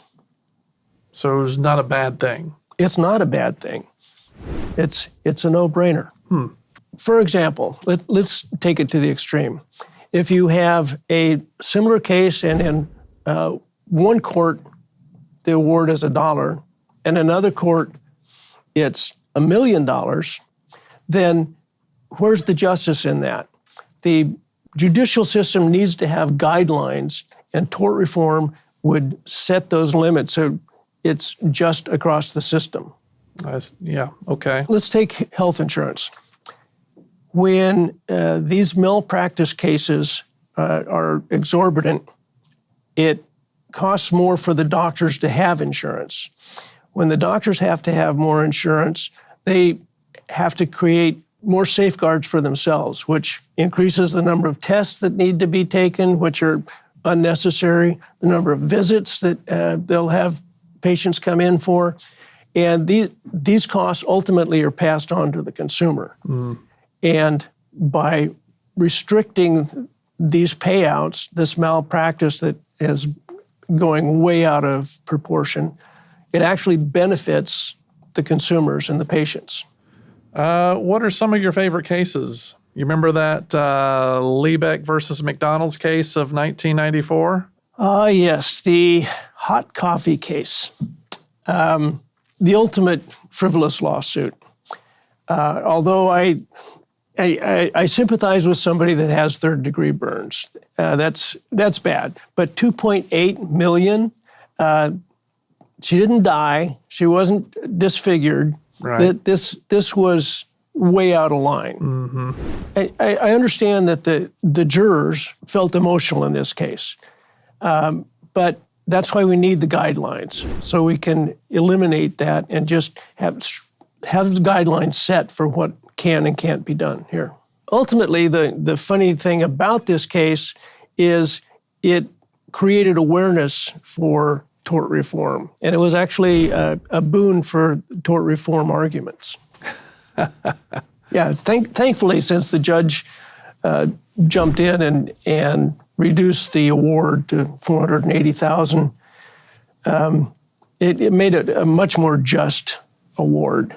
I mean, I eat at McDonald's all the time. I absolutely love it. What if that judge had thought the other way and not reduced it? What would that do to McDonald's, and where would their shareholders be? You got any other tort reform cases there? Well, Farwell versus Boston Worcester Railroad Corporation in 1842. Chief Justice Shaw established the fellow servant rule, which barred an employee from suing a company due to the negligence of a fellow employee.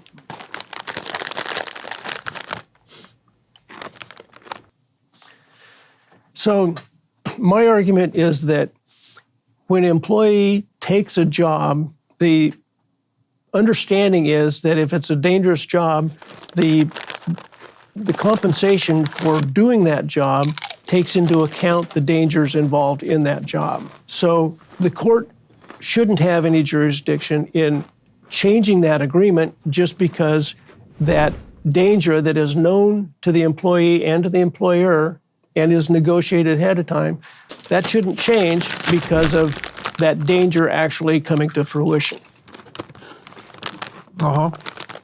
That's just a letter of the law thing.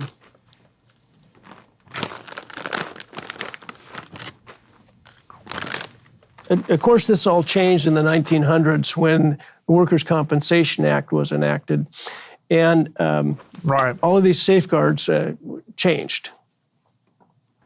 Yeah, I really hate what they did to the railroads. We have another caller on the line by chance?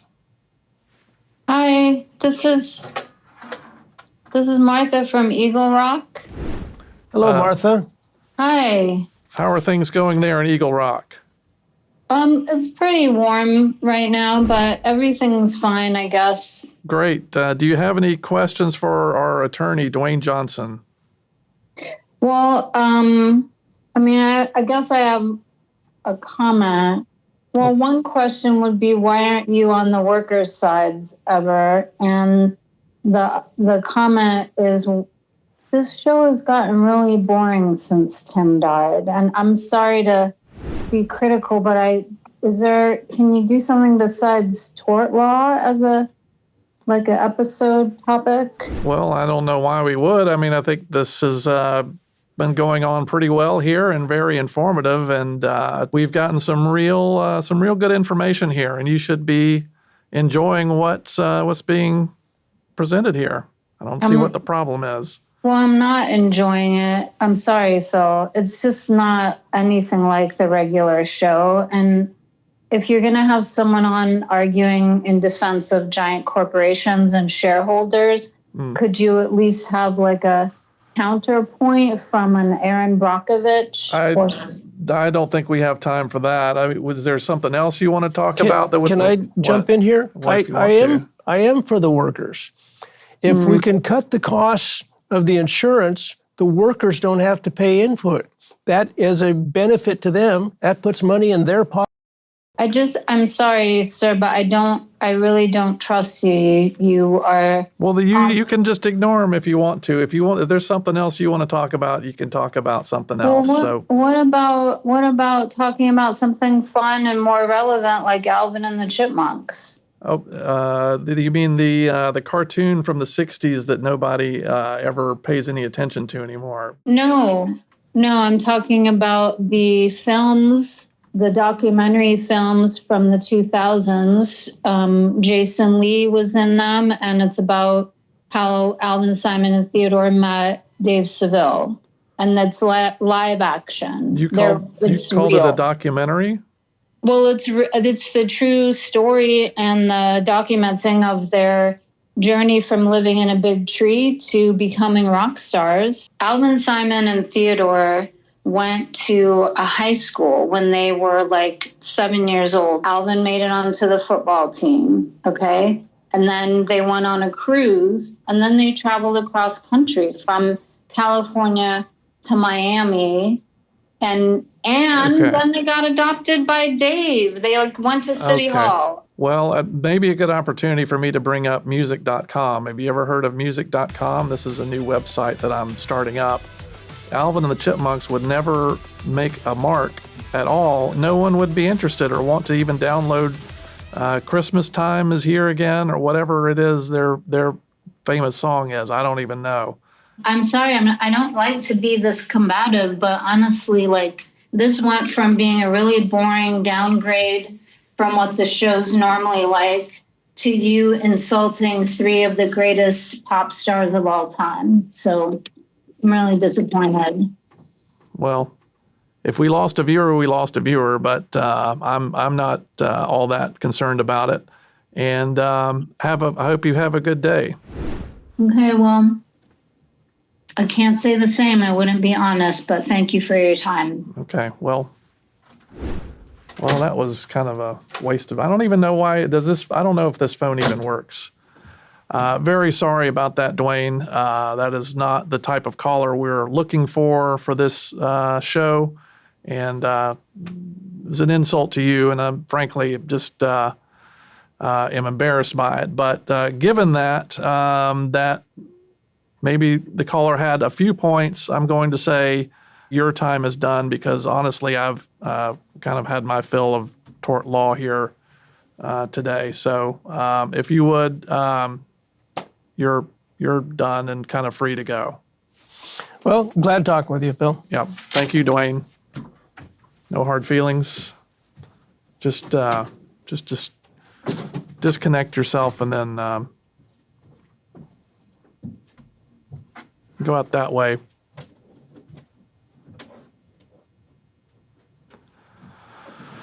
All right. I guess we'll be right back, everyone.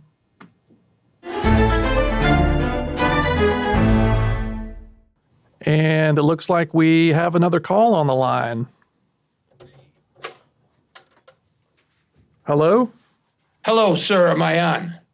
I guess you're on. You're on the telephone with me. Who is speaking? This is Bob Tuna from the network. Oh, Mr. Tuna. Hey, how are you? This is, you know who this is, I guess. I'm fine, sir. How are you doing? I'm doing okay. I'm just kind of in the middle of the show. Listen. Here's the thing.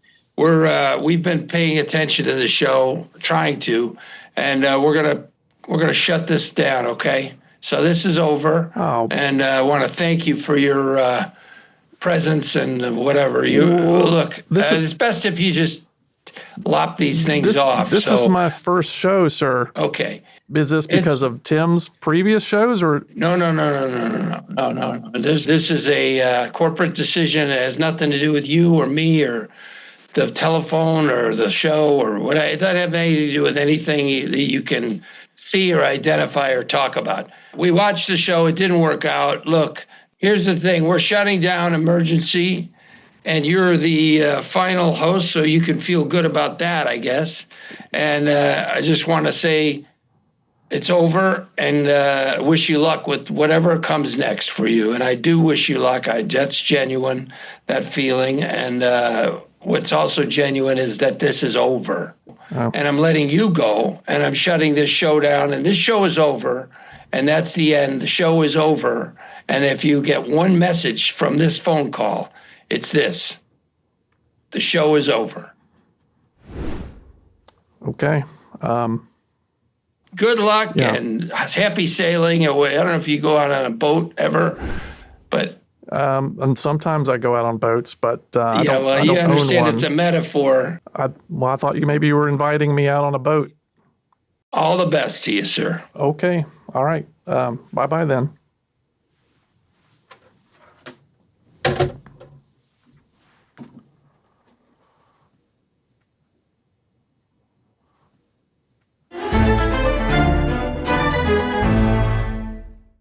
Well, I guess it's been quite a show, and this seems to be the end of it. Unfortunately, this will be the final show. I really want to thank all of you for going on this journey with me for this time that I've had here. It's just been incredible. As things go, this is going to be it. And again, I just want to thank you all, and I want you all to have a good night. You know, when I was a young man, they used to have the national anthem played at the end of every television service for the evening when they would shut down the stations. And I think this might be an appropriate time for all of you, if you want to at home and you're watching, maybe to stand up wherever you're at in your living room, in your bedroom, with your loved ones. And we preserve that tradition here.